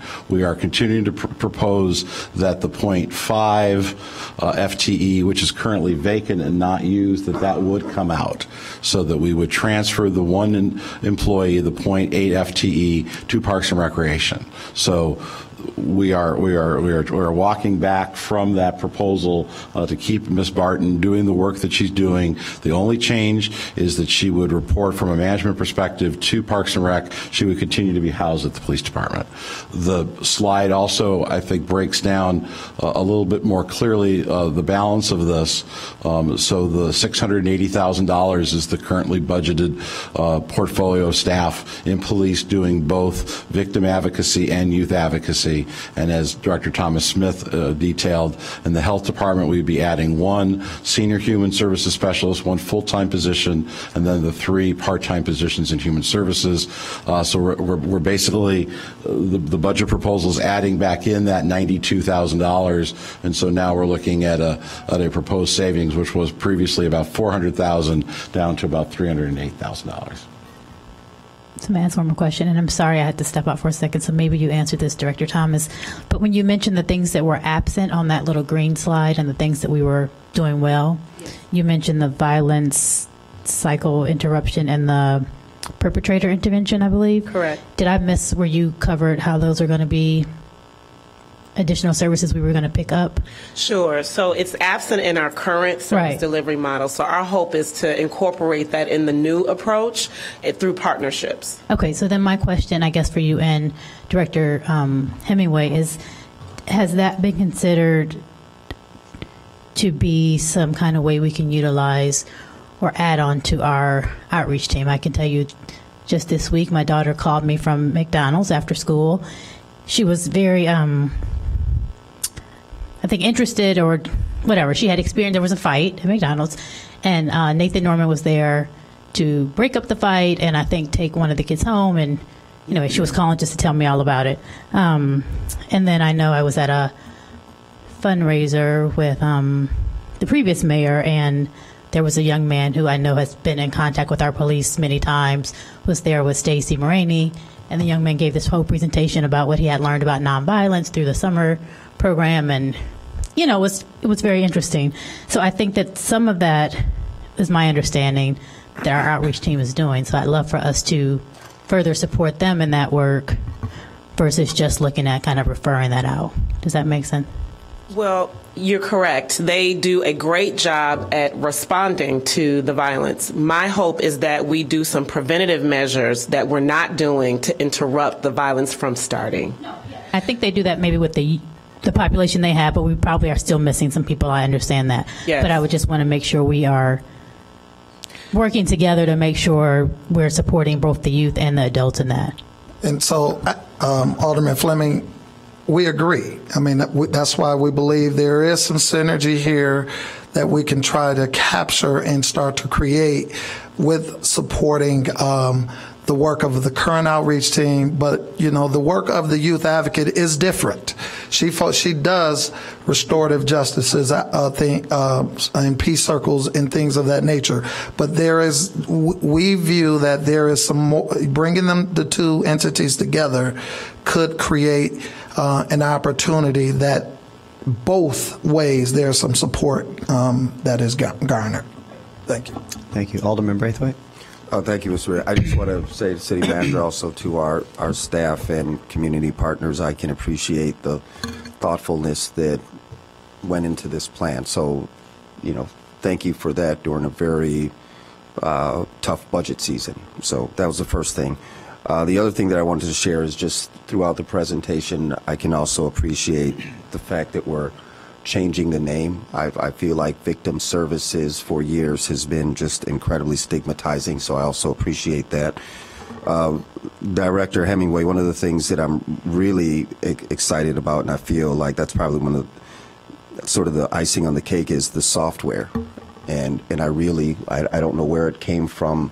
I would love to see the test site, because I've felt for years that that's been kind of the missing piece. And when I thought about Cradle Career, I won't go down that path. I'm like, this is something that this town has needed for years, a way to, I see them smiling over it, but I say sincerely that, identifying these. Oh, I want to respond. I want to respond. Everybody's like chomping at the bits. I see it. And I think it's worth talking about, because we have families who have learned how to, I don't want to use the word manipulate the system, but there was a woman who talked about privileged and people who learn how to use the system. I think there are also people who've learned how to abuse the system in some ways. And so to be thoughtful in how we track those resources and who interacts with the families, and if there's a community partnership that can be a part of this, I think is a really just fascinating approach to how we deliver services to our families in need. So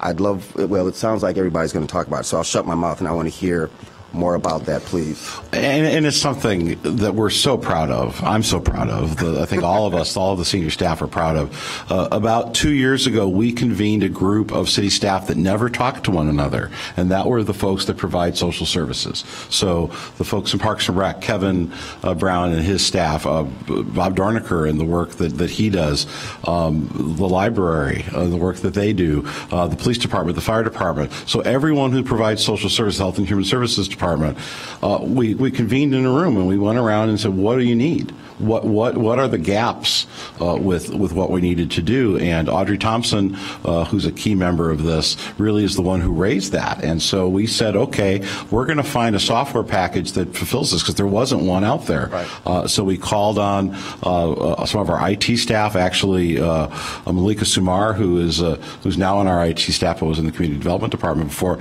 So staff found this software. We allocated funds to do that. And so now there's how many hundred people are we tracking approximately?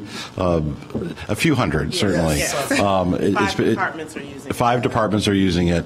The library is working with it. We're trying to incorporate the President's mental health staff, because they're encountering people, and we're dealing with some HIPAA and other requirements, so we're still working through that. But the folks at the police department in the social services have not been part of this. So one of the goals with everything you see on the screen is to bring those key staff together, because it's been a hole, and again, by reallocating the resources, we're trying to say we can continue to provide good services, but perhaps we don't need the clinicians, the MSW folks. It's $680,000 is a lot of money for anything that we do, and I think that the Apricot system is a real key piece of that. So thank you for giving me a few moments to crow about something heretofore we just haven't really had the opportunity to talk about. And is that something, just as a follow-up, Wally, is that something that I would love to be able to see at a test site, like just fascinated by the thought of what that potentially looks like for a family with removing their names, like just all the different... And we'd be happy to come to a Human Services Committee meeting maybe after the first of the year. Yeah. Give us an example. Alderman Nguyen? How well it's working. Yes, thank you. So I wanted to step back. I think that's terrific. I remember when we bought the Apricot software, and how the presentation that we had about that. So it's fantastic that that's working that well. But I wanted to just go back to the issue of the prevention and the perpetrator intervention. So, Yvonne, when you were talking about how we are going to work with partners on that, who are the partners that we're going to work with on that, and do they have the capacity to do that? Well, so the health department, we have really survived and operated well with our partnerships. And so we do have a partnership with the YWCA, and I can't speak to their capacity, but in conversations that I've had with Karen, who is still present, that they have the ability to continue to partner with us on several entities. So, yes? Yes. Okay, right. Because I think that that what you and the chief were talking about is something that we're all very interested in. How do we stop the cycle of violence so no one ends up in court or becomes a victim? So that I think that's really critical for us to connect to. And Karen's raising her hand behind you. So. Come on up. If I say you can come on up here, Karen. Right. I mean, I think there are a number of ways that we do violence interruption, and I just want to name them. I think when a police officer, for instance, goes out on a domestic violence call, which is frequently in this city, the ability to give victims information and referral and have a place where they can call is critical to that victim's safety and continued danger. And so the 24/7 hotline that we have is a critical service that works to help prevent or interrupt the violence. I think the other thing we've been doing for a number of years with the police department and several other entities across the city is something called the high-risk emergency response team, and that's a coordinated effort of first responders in the city, and we have spearheaded that, and that is to really talk about how we can stop or de-escalate continued violence, not only in terms of lethality, but in terms of escalating violence. And we can continue and hope to continue to involve the city as a partner in that. Perpetrator accountability. We run batterers intervention groups, and we have the capacity and the staff to be able to incorporate. They're typically court mandated, but they don't necessarily have to be. So that is also a place where we can provide additional support. Great.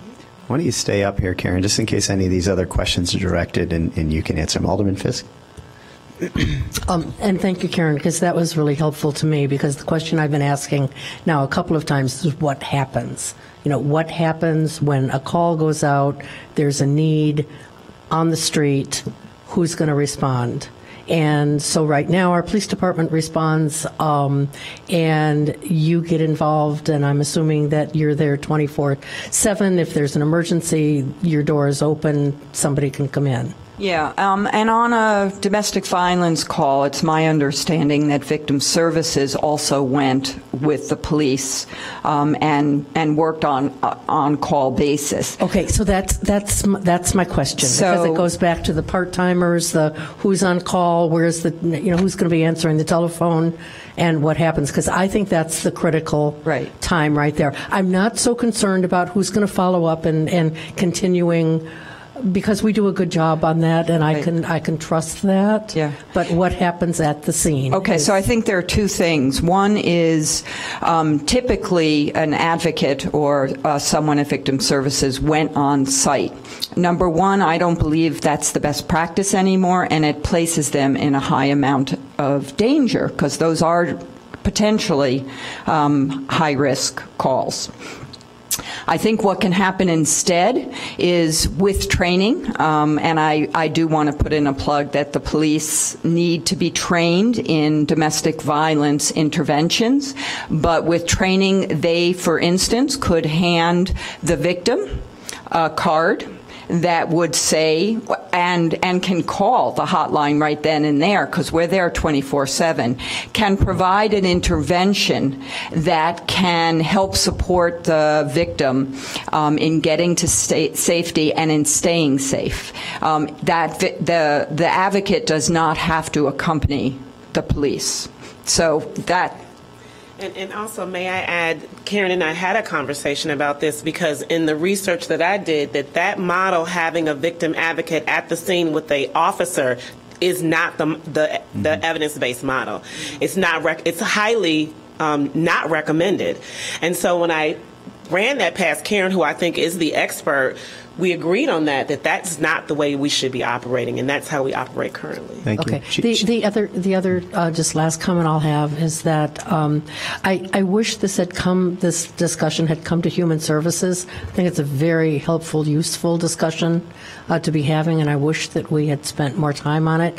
I'm a little uncomfortable. I've heard from a lot of people out in the public about you're doing this as a cost-cutting measure, and I think that makes them feel really uncomfortable.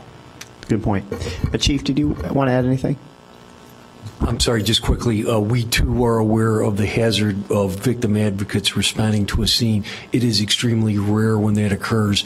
It's usually we will use that backup when it's a more complicated matter. There's kids involved. We need to do something with others than the combatants need some immediate care, and that's what their function was at this time. But they are not, I don't want to leave the impression with the City Council, because this will look different in the future, that it's whenever we respond to a domestic violence call that there are victim advocates going on that 911 call with the officers. Thank you, Chief. Alderman Fleming, did you have something? So just to clarify, though, you're talking specifically about domestic violence calls. We have many other calls that our victim advocates or human service, whatever we call them, will or can respond to, and I feel like they need to respond to. That's correct. I think our police officers, particularly about the death notifications, I don't know what the police level of social work training is, and that might be something that can be a very long process. And so if our police need to move on to the next case, I would think we want to have a victim services person there to handle the other parts. So I just want to be clear with people who are listening or watching that what you all are talking about is maybe not safe is just domestic violence. But we have many other calls in which we might want, police might want, citizens might want someone else there aside from a police officer. And Alderman Fleming, you are correct. And I want to be clear that when an incident happens, the trauma can last for generations. And so families need additional supports beyond that encounter or that event or that circumstance, that evening, that night, that day. You're not speaking. Sorry, Karen, who comes out maybe with the police, right? That's your first point of contact for whatever the thing is. With this long-lasting trauma, it probably, I'm assuming, would be nice for the family to continue to have Karen as their point of contact for referrals or whatever it is they're getting. So that's my concern when we talk It particularly relates about to domestic violence, that makes sense, but there are other tragedies that occur that Karen might not be the direct one. No, and I'm using Karen's name as an example. Okay, I'm just sorry. saying to have that, for a victim to have that one point of contact Sure. through the police initially, but then they can follow up with that person for Sure. the case management, I think would be helpful. Exactly. Okay, Thank thank you. you. Thank you. Thank you. I really appreciate City Manager and staff, all of the presentation that you put together and just the robust conversation. And Karen Singer, thank you as well for chiming in the Chief. I know there are other items that we want to get to, and I would like to try and get us out of here by noon, if we can. City Alderman Rainey, earlier, your light had been on. Was there a different topic you wanted to talk about, or? We sure can. Go ahead.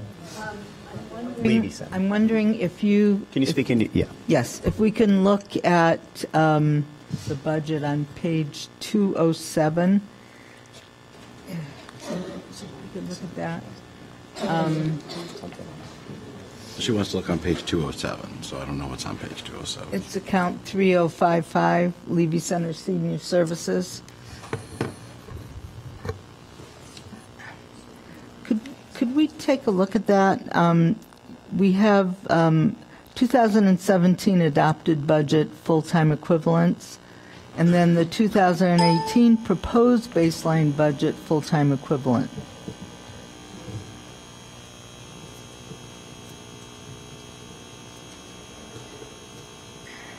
Yes. And as I look at it, I'm wondering where the three-quarter time,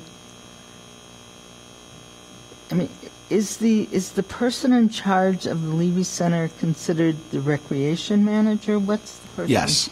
And so, again... It's showing a full-time person. And the proposed budget does not have the change. So it's the budget balancing worksheet in order to deal with the deficit that would have the change. So as is currently in the base budget, there is the one recreation manager. So we are proposing, in order to balance the budget, that position would be eliminated. I know that's what we're doing. I just was wondering why. And so that's why it remains. So let me speak to this. As I look through the budget, and especially after listening, Alderman Rainey, do you mind speaking to your mic? Thank you. After listening to the presentation by Director Thomas and Hemingway, it becomes more and more clear that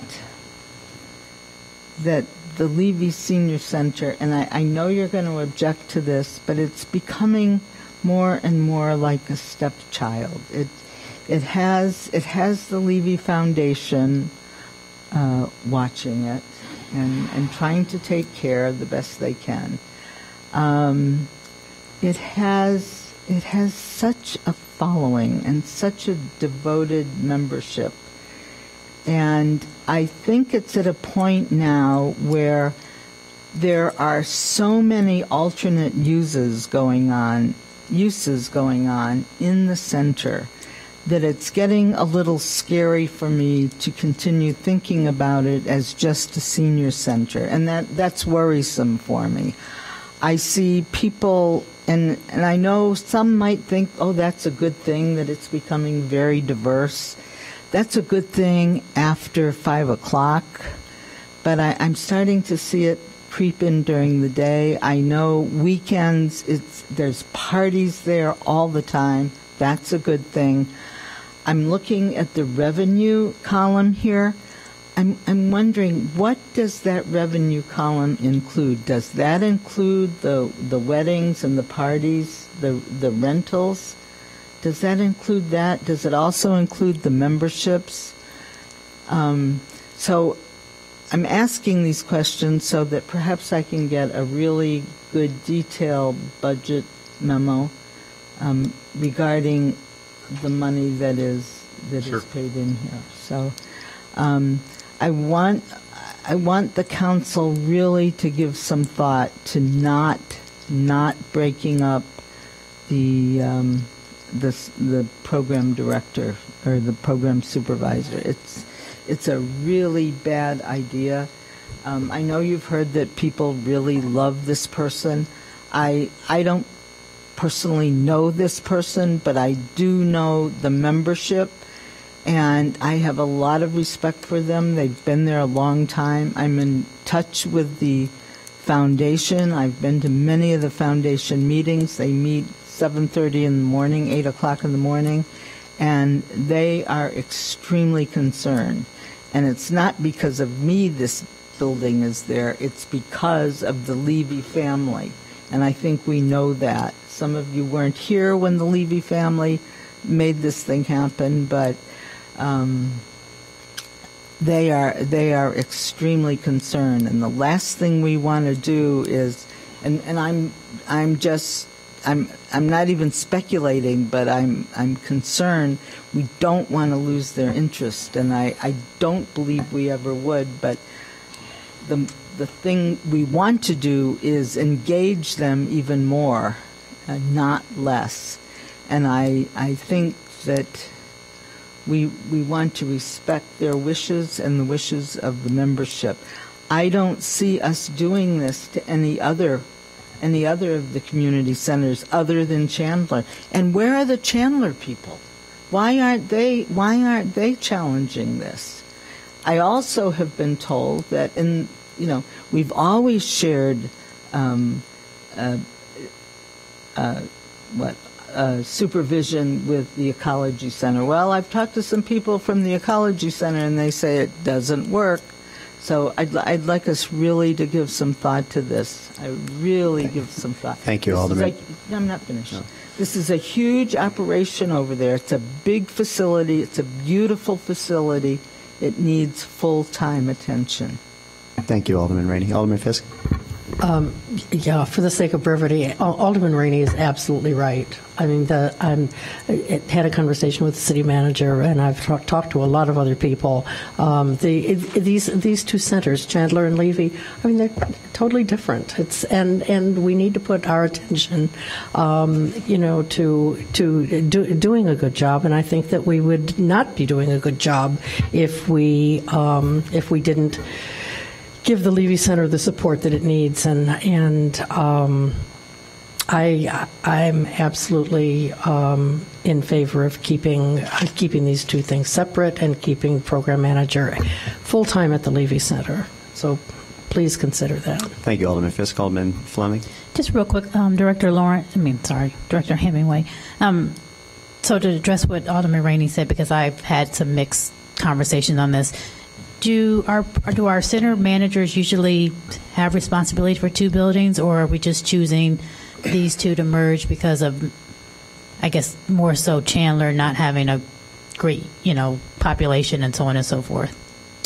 Mr. Mayor, members of council, Alderman Fleming, it has been a regular practice in our department of our building managers, specifically the Levy manager, to be responsible for multiple facilities.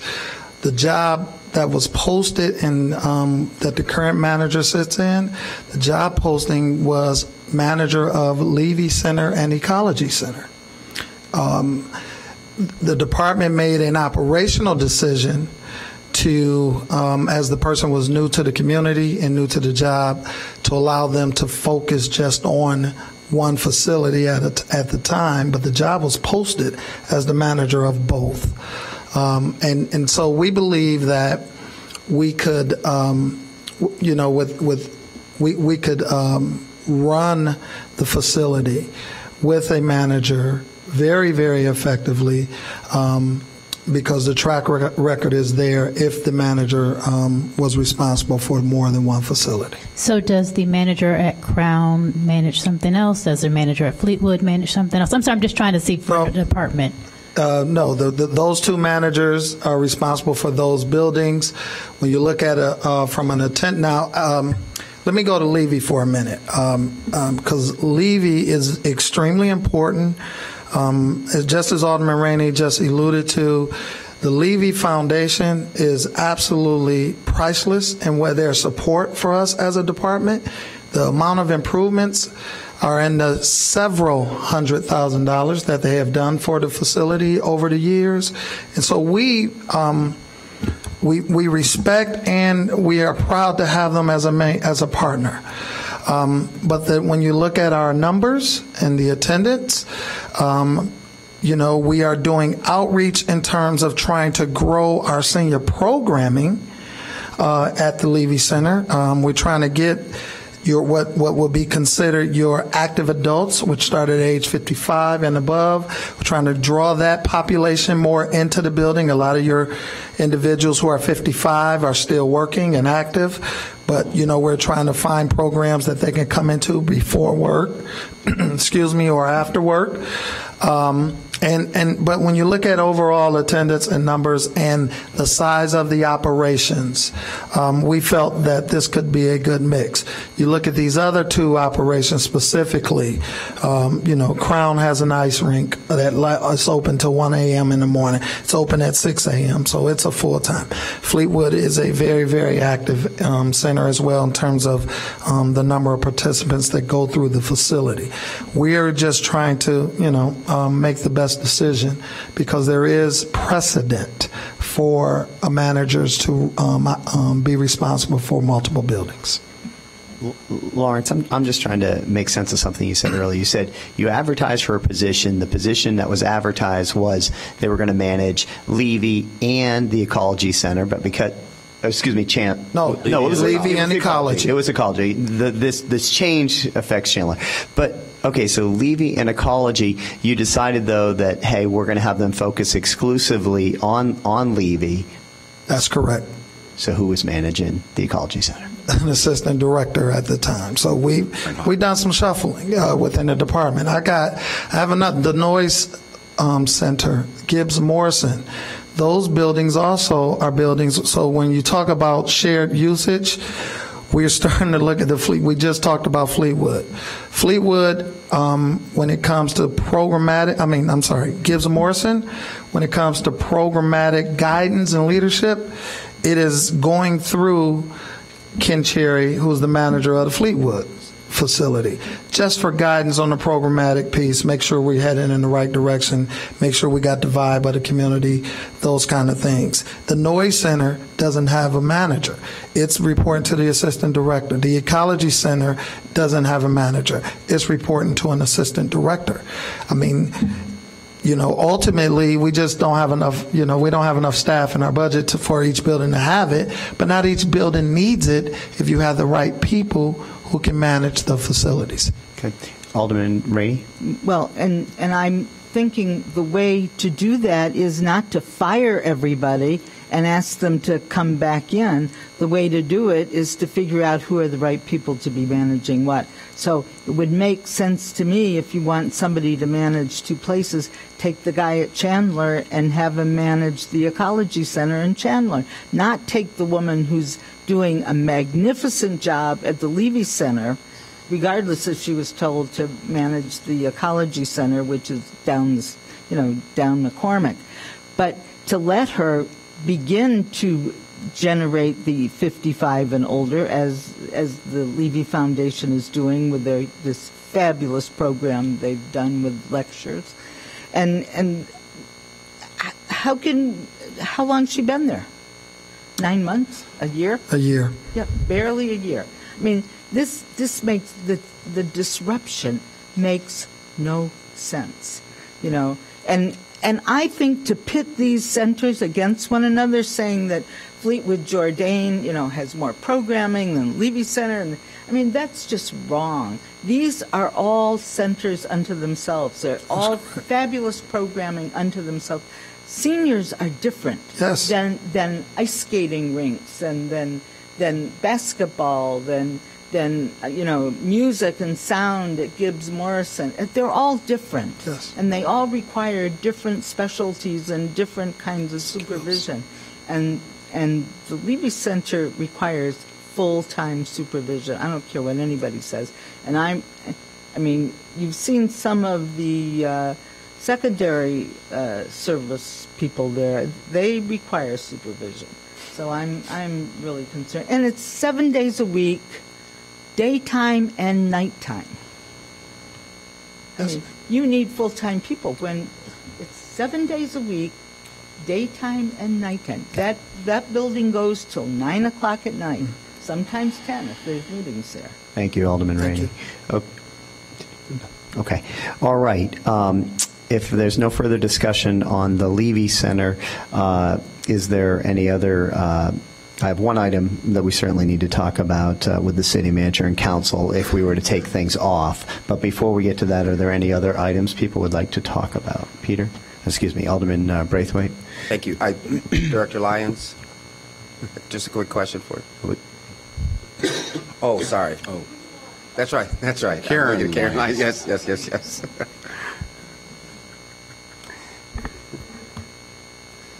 I had a couple of questions for you at our ward meeting as it relates to the library project, and I'm going to commit to the time of finding out just some higher level details. But one of the things that I'd asked, and I think we could all benefit from, is when you're looking at the overall construction plan, is that something that can be phased, or is that something that you're going to be looking to do within a shorter period of time?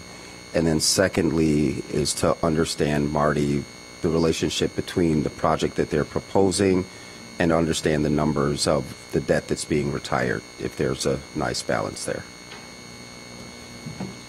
Good morning, Mayor Hagerty, members of the council, City Manager Bobkowitz, Karen Danzig-Lyons, your library director. The project as proposed will take 18 months, and so we would begin at the end of next year with your support and approval, and then continue construction in 2019. So because so much of the work is interrelated, especially between the floors with the upgrades of the power and the data systems, that's why the cost is front-end loaded, because a lot of that cost, the wiring and such, will begin in the end of next year.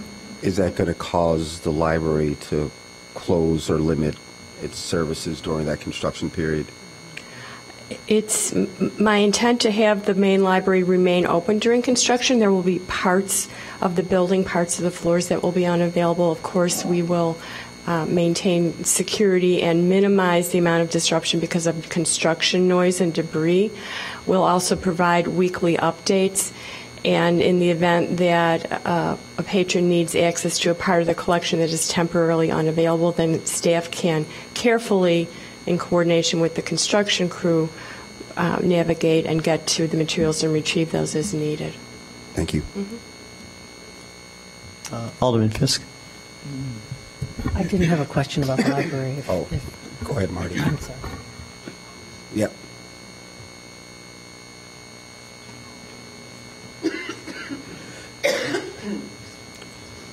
Morning, Mr. Mayor, members of council, Manager Bobkowitz.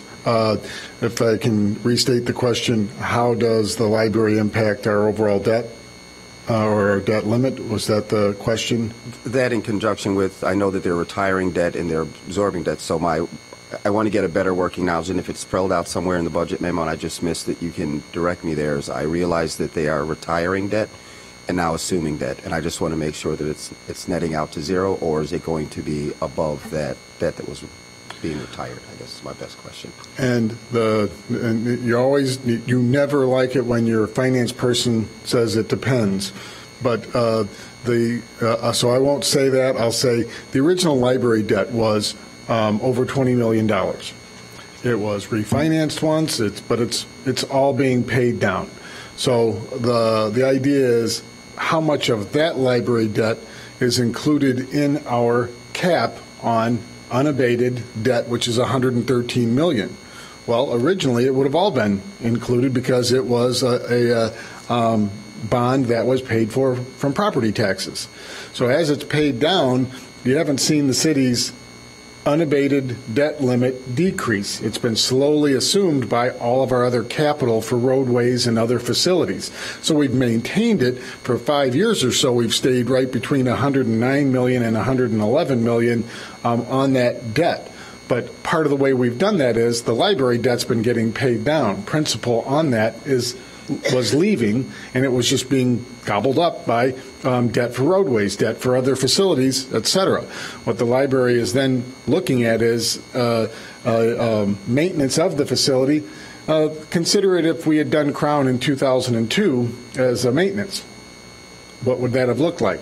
So we're replacing Crown. The library is looking to extend the life of that facility decades through their renovation. Back to the debt. So that means that we're at $111 million. Our limit is $113 million. The new debt would come in at about $10 million for the library project, and is it approximately $10 million for the Crown Center. And let's just say that's over the next 3 years. The council doesn't want to raise the debt for 1 year, raise the debt limit for 1 year. We should think about it long term. So that takes us from 113 to 123 to 133 as a debt limit. That's what we're looking at. And then we also have $12 million in regular capital budgeted in this budget, and we'll only be retiring about $9 million. So we'll add another $3 million of unabated debt. So and this is something we talked about the other night when we did capital, and we were going to come back to you at a future date, but within the next 2 to 3 months to say, here's our long-term debt picture. For the purposes of the budget discussion, please know that the way that it works is the capital expenditure in 1 year does not hit the levy until the next year. We issue the bonds, and then the debt service shows up a year later. So everything we're talking about for Crown and the library will hit the levy for the 2018 levy payable in 19. And that's the simple version. It gets more complicated when you get into all of our other debt associated with Crown, abated debt, things of that nature. And we could look at, you're talking about phasing. If you have things that are phased, it's not going to change our debt outlook in the next 5 years, unless you're going to put something off for longer than that. Okay, thank you. Alderman Fisk. I'm still not going to be focusing on the library.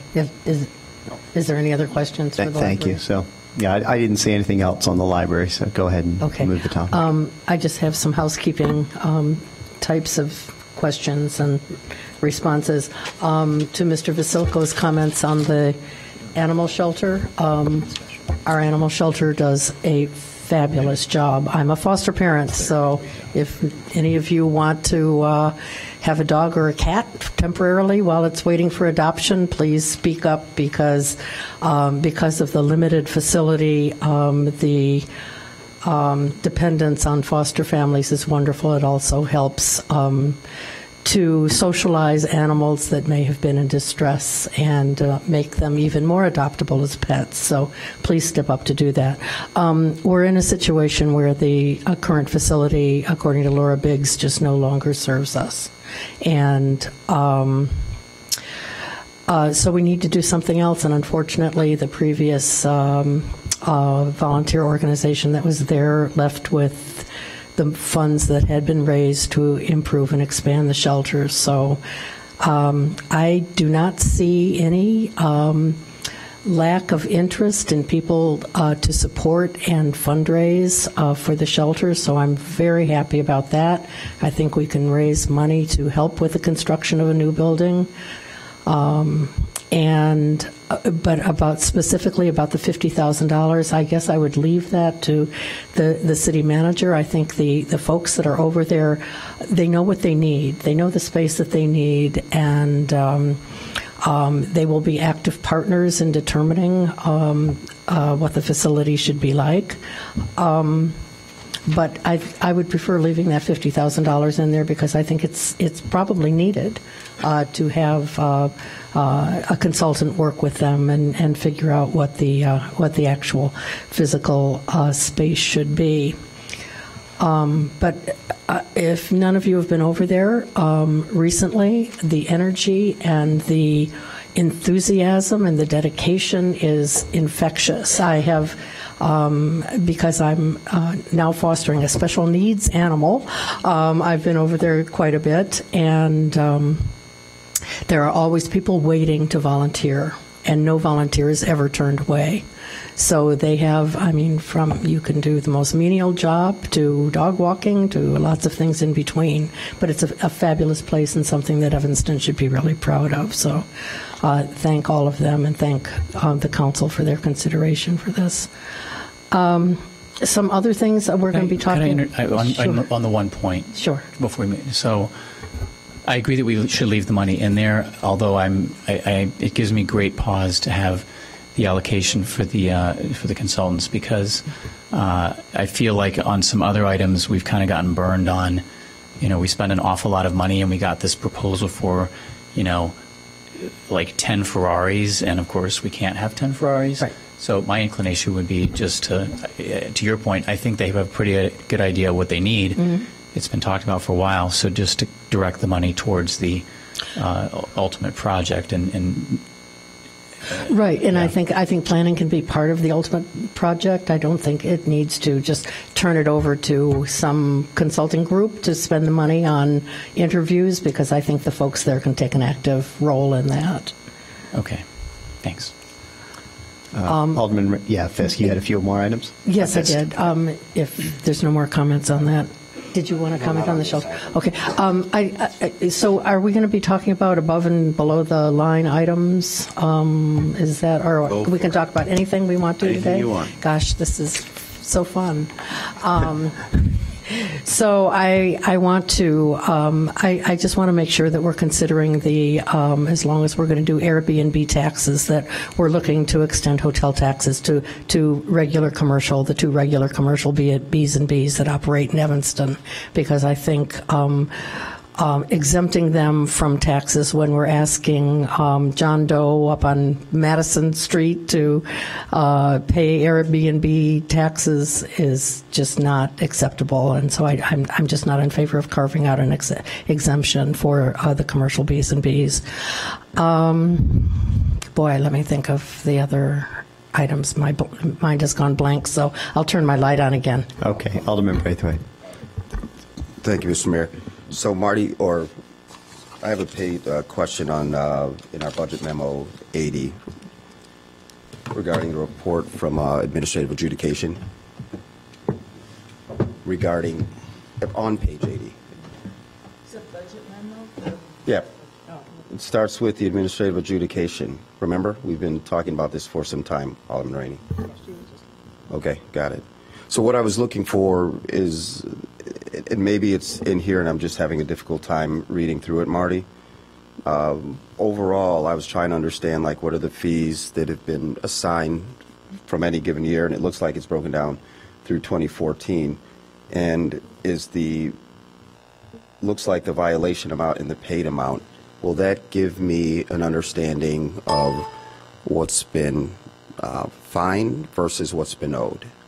Similar to how, the approach that we took with the parking tickets, it was very clearly laid out, kind of, these have been the fines over the years, this is what the outstanding owes is. I was trying to get that same understanding with the administrative adjudication, and the background to that is just understand what that universe looks like, but then as we're looking to move cases myself, Alderman Wilson, also Alderman Fleming, both serve on the alternatives to arrest. We're going to be directing more volume to administrative adjudication, and we just want to, one of the questions that I have is, A, does the system, is it ready to allow? And then hopefully it will be a deterrent, but not adding additional burdens to the family. So it's kind of like a three-part question. The first is I want to understand the universe of what's been levied and then what's owed. And then secondly, looking at it from the consequences of the family. So if you can answer the first part, I can deal with the second part in one-on-one.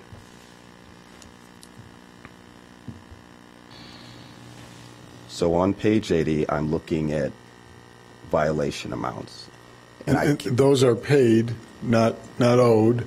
Again, we only track in the general ledger the amounts paid, just like parking. So, but we can assess how much is also owed. Right. So by line item and then that overall number. Okay. And then what are we doing, if anything, to collect those monies? And that one I can say it depends based on the type of fine. So if I have a property-related debt, then it can be a receivable that will stay there for 15 years. If it was a lien on a property, it could stay there for a very long time, and the property's been liened, and we don't take it until the property is transferred. So when someone comes forward for the transfer tax, or the title company says you have to clear that title, and we get paid. So that can happen from a variety of things, from weeds to whatever type of property maintenance violation. So we will definitely have some receivables out there that could be quite old, but we have not gone the additional step like we've talked about to say it's not good enough to do a lien, we'll send you to a credit bureau as well. We haven't sent people that extra step. Okay. So that's that portion.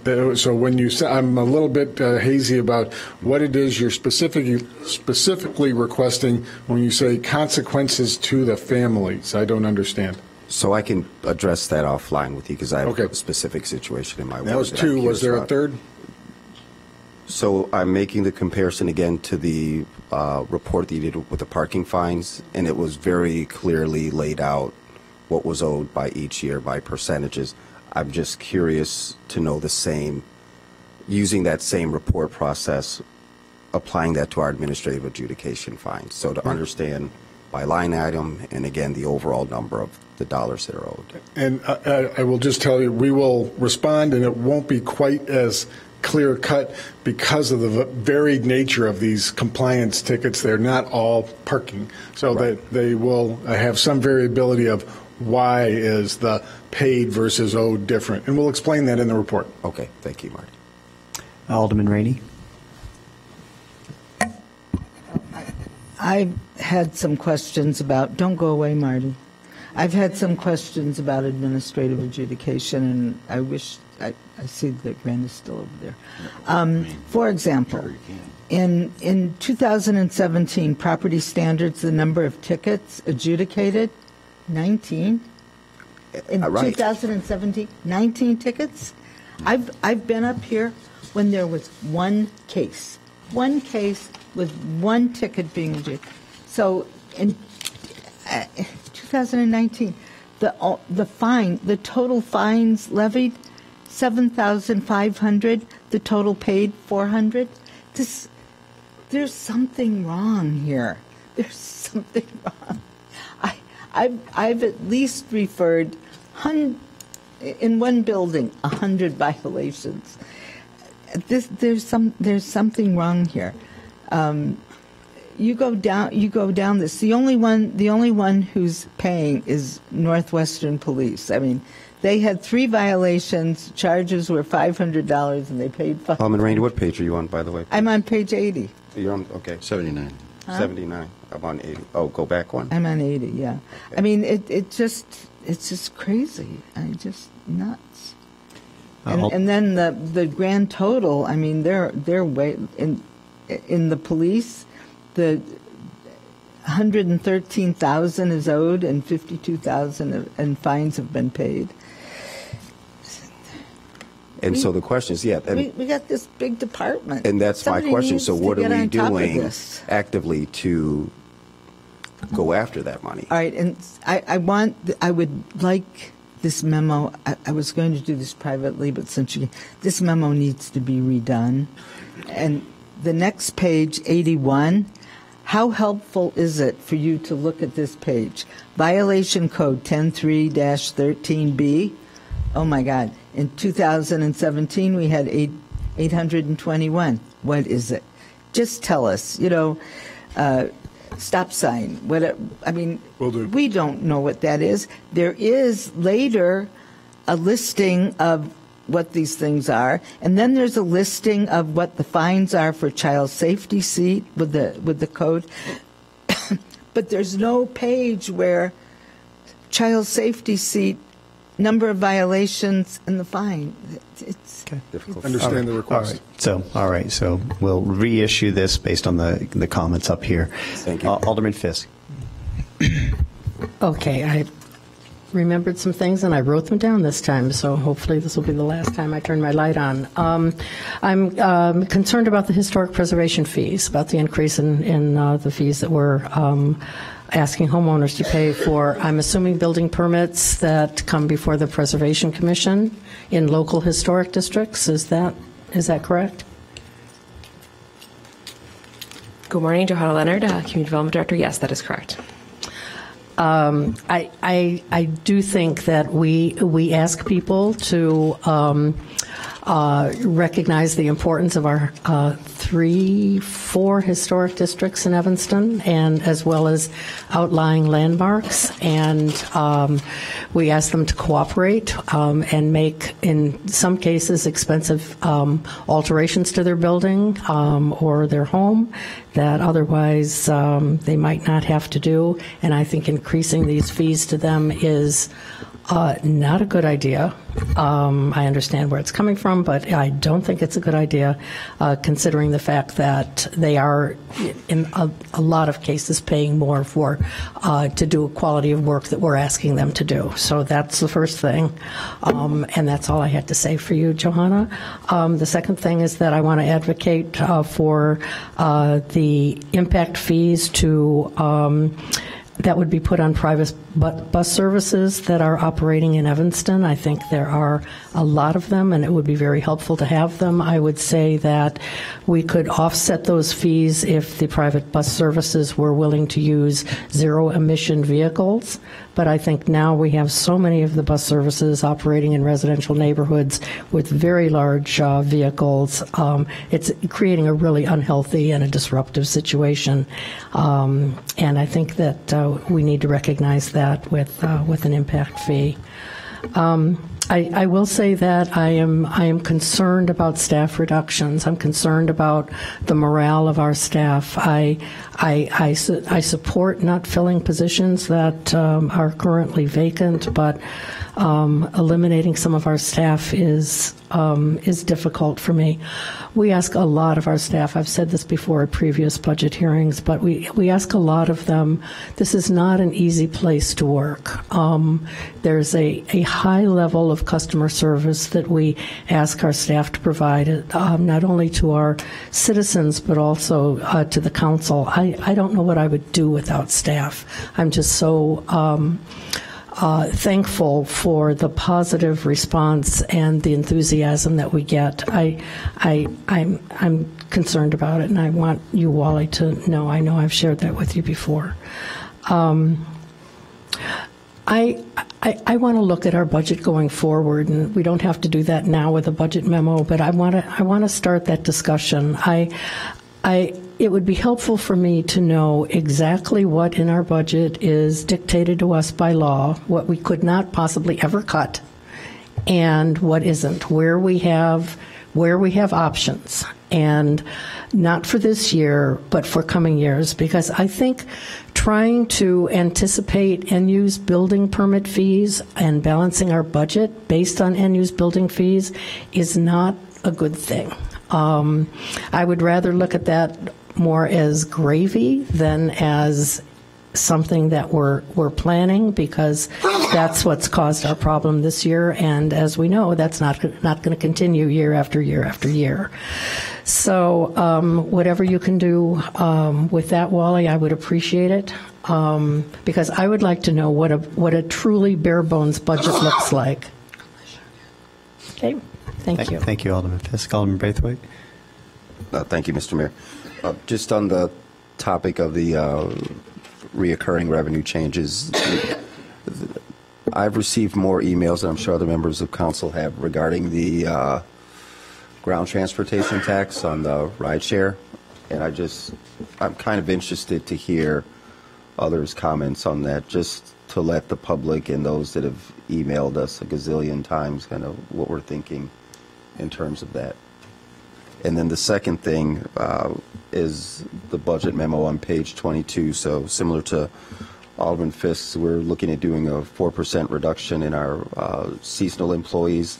I would love to know, Wally, the demographics of those members, how many folks are impacted by that impact, and looking at thoughtful ways that for the folks that we will hire, to place some type of appropriate residential requirement on that, meaning that if we're going to go seasonal, if there's going to be a reduction, I think there should be a priority to those that are residents of Evanston first or strong Evanston connections, however you legally go about that.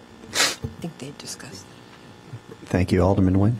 Yes, I'm going to completely change topics here, and I would like to raise the issue of eliminating the Environmental Services Bureau Director, because I've been receiving a number of emails. I've been talking with people in the community. I know we had a very eloquent speaker here who talked about that issue, and I have serious concerns about merging the environmental services with public works, and whether we are taking away our focus from an issue that is of deep concern to all of us here in Evanston. So I'm not entirely sure. I'd like a lot more explanation on how that will work. I think it's somewhat similar to the issue of a manager being in charge of two different places. This is somebody who is going to have several different expertise areas, and our tree canopy has won us the award for Tree City USA, I think, for at least 30 years in a row, and we're one of the few communities in the United States that still has elms, and so much of that is because of our fantastic forestry department and engaging with our community on so many issues. So I am very skeptical about that merger and the concomitant elimination of positions, and the fact that we will lose some of our really skilled forestry staff, and the focus on maintaining our green environment is going to get diluted. So I'd like to hear a lot more about that. I realize where we are with the time, but I definitely want to have a discussion about that at our next budget discussion meeting, because I think that might be one of those penny wise, pound foolish choices that we might be making. I don't think we're making very many of those, but I definitely think this is one that we have to concentrate on. City Manager. Yeah, and Mr. Mayor, Alderman Nguyen, I think one of the challenges here is that there are two separate jobs. There's the job of managing the field staff that provide the services, and the Environmental Services Bureau deals with forestry, deals with greenways, deals with refuse and recycling. We need a manager to do that. The other issues that the current manager has been dealing with really are not a central part of the job, yet he spends a lot of time doing that. We really need a manager to manage the field services. So Mr. Stonebeck and I saw him come in there he is. We have talked about the need for having a staff member to continue to work with community members on tree issues exclusively, tree advocacy issues. I don't know that it needs to be a bureau manager position to do that. So we would like to come back to you with a plan that would continue to have the two bureaus merge, but to have a staff member that would do tree advocacy in addition to a full forestry division, which currently exists. The division manager has resigned, has left. His last day was Friday. He's gone to Reno, Nevada to work. And there are serious operational issues with the day-to-day maintenance of the urban forest, which are separate and apart from these larger advocacy issues. And so I think the community standard is we do both. And so I'd like to come back to the council with another position that would deal with forestry advocacy, and then have the two bureaus continue to advocate for the two bureaus to come together for the day-to-day management of the actual services that are provided. Okay, I'll be interested to read that. Thank you. Alderman Rainey? Yes, and I agree with Alderman Nguyen. I think between Paul D'Agostino and Jim Mayworm, I think it's like splitting babies. Pardon me? It's like splitting babies. Well, I think the city could just run with them. I mean, they do such an amazing job and are so supportive and attentive to aldermen's needs and to citizen needs. But I want to talk about rideshare tax for one moment.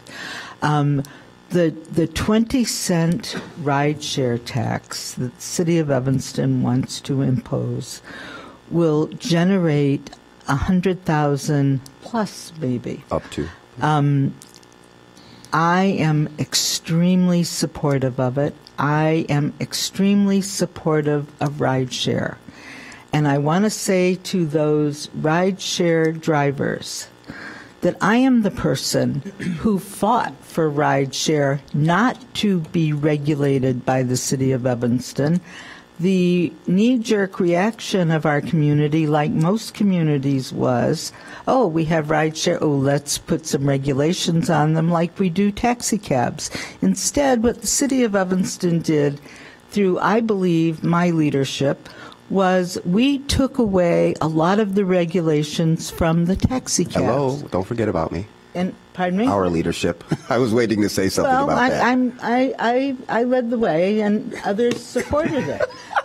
Each of you can claim leadership when you have the mic. Alderman Rainey. I'm going to do that right after I rarely do this, but I was very adamant about this. The taxi cabs complained to us. We lifted them up to be equal to the right. I mean, why not lift them up to innovation as opposed to dragging down, and those were my very words, dragging them down to where the cabs were.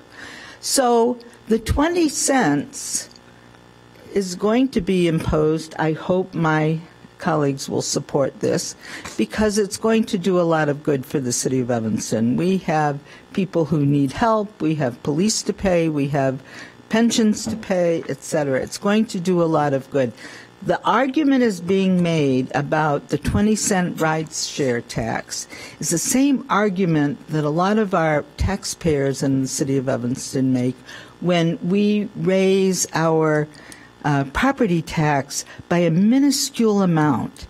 They look at their tax bill, it's gone up 40%.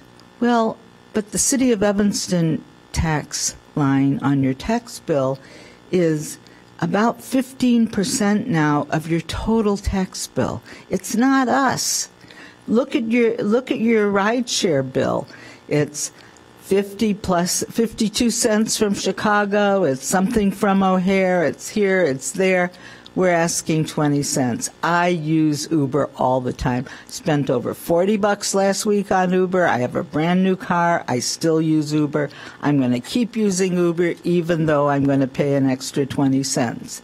So just relax, Uber drivers. I've had some people say, if you put 20 cents on Uber fare, I'm going to quit my job. Well, quit it. You need to go get other work.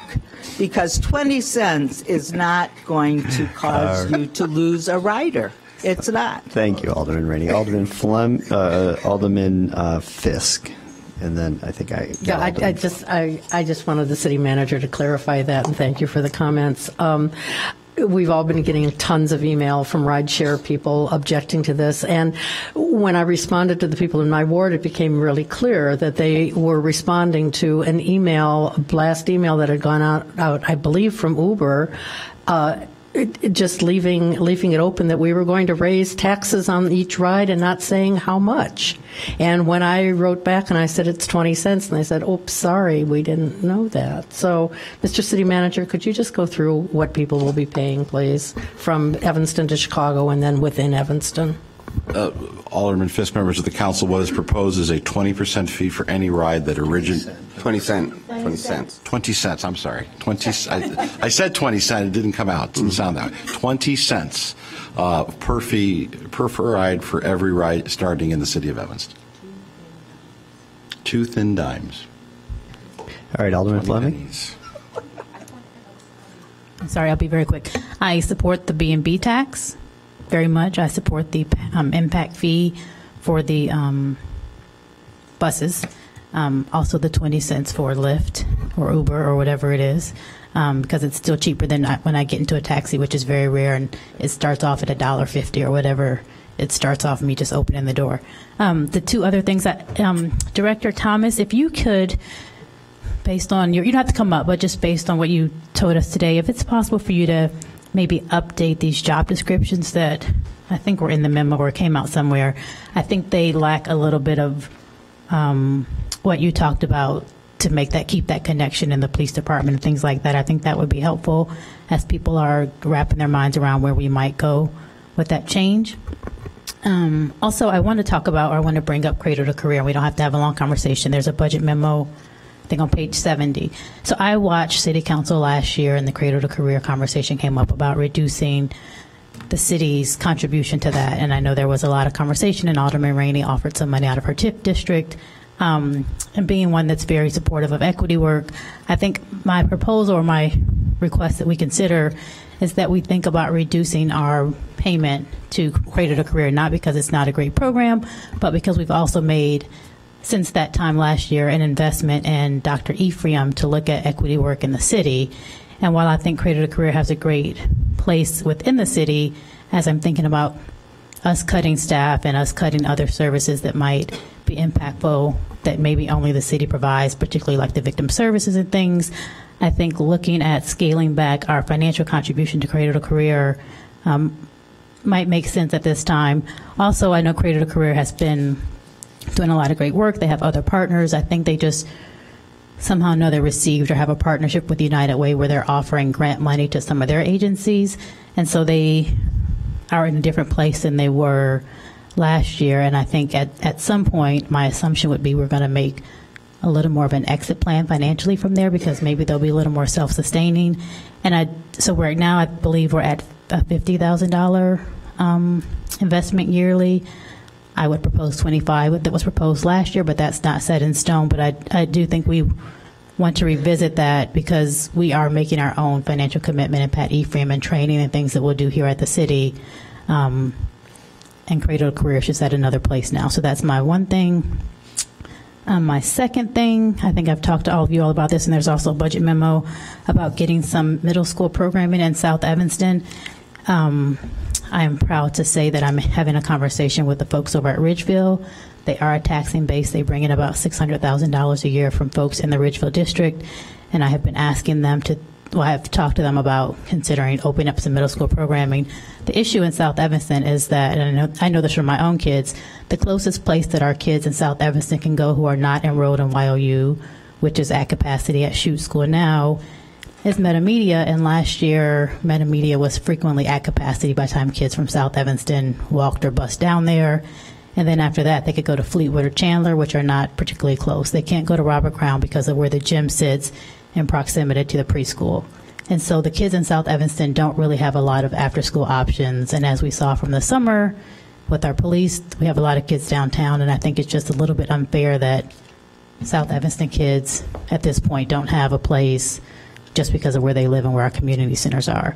So the initial budget memo was for $52,000 for James Park. I hope next week to have some more information from Ridgeville and a commitment from them that would bring our costs down dramatically. Lawrence Hemingway and I are going to be meeting with them.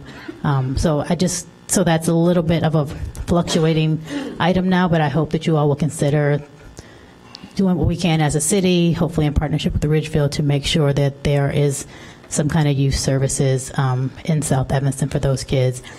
And then my last thing, which I've also talked to you all about, which there's also a budget memo for, and I get the feeling we're maybe not ready to move on this now, but I want us to think about it, particularly as the Parks and Rec Board has been making some phone calls about the furlough days, is us thinking of moving to a 4-day work week in the city building.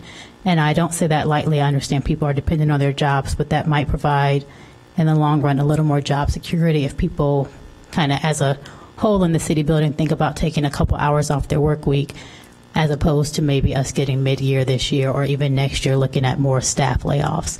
I think that it is my opinion that staff morale might be a little better in the long run if people can say, hey, I'm going to lose a Friday in a couple hours versus I might lose my position altogether, depending on where we fall with our budget each year.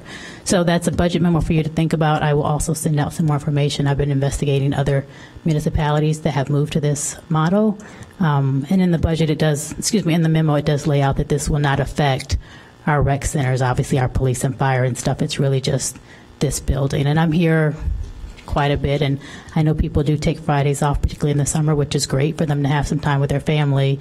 But I think this might be something we want to kind of think about and hold in our back pocket, particularly because next year we have 3 furlough days coming up. I don't know where those fall on the school week and all of that, and so we might find that there are families that really impacts, with our preschool and after school programming. So I just ask you all to consider that. Thank you, Alderman Fleming. Alderman Wilson. Thank you. I had one thing, but I wanted to go back to the Cradle Career funding. I hesitate to step back from that commitment, particularly in light of the fact that I think that as we continue to evolve our services, we're relying a lot more heavily on our community partners. We heard from the YW this morning rather. But there are a lot of other partnerships I think that we're trying to take more advantage of. And I think it's important to demonstrate that commitment, not just by asking them to do the work, but also to make sure that we're supporting it financially. The last thing I wanted to touch on, basically the daycare on the 10th. I've heard from a few people that came up at Peters in my ward meeting. When we chose that day, in my mind, I was thinking, okay, this is a holiday.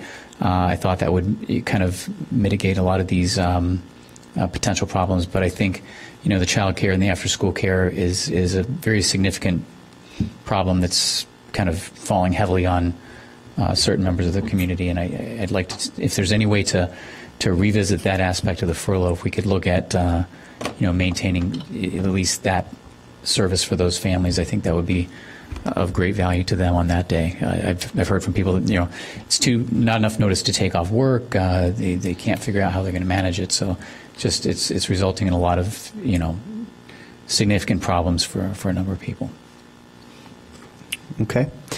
Seeing no further lights, City Manager, I know part of this is that you need direction because we do still have that $6.1 million deficit.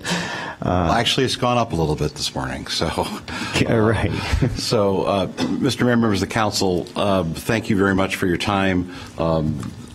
If I just have some questions. So, do you feel that you've raised some of the larger issues, the police, social services, the staff reduction, the combinations at Levy Chandler, issues regarding forestry, the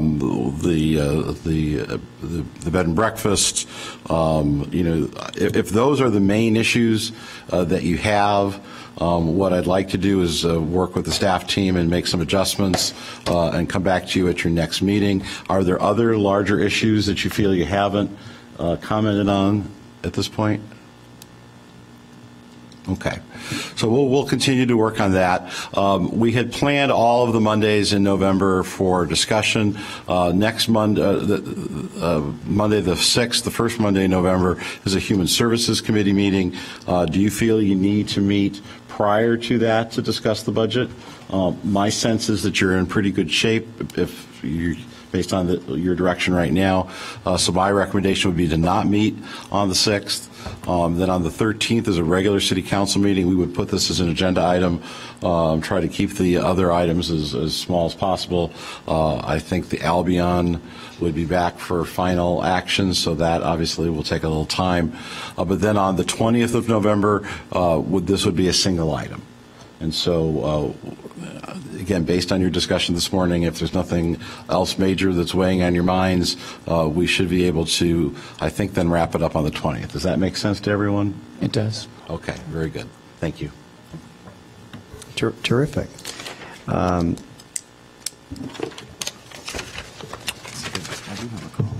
It's up to you. Okay. Unless there's anyone here that has an important call of the ward item, I know we're going to have Monday's meeting. I was thinking of doing call of the wards then. Is everybody okay with that? Or I'd like Braithwaite? to sing happy birthday to Alderman Fleming. It's her birthday today. I love that. I love that. Ready? One, You can just two. support my budget items. You know, you can say, just take that. Thank you. Happy birthday to you. Happy birthday to you. Happy birthday, dear Alderman Fleming.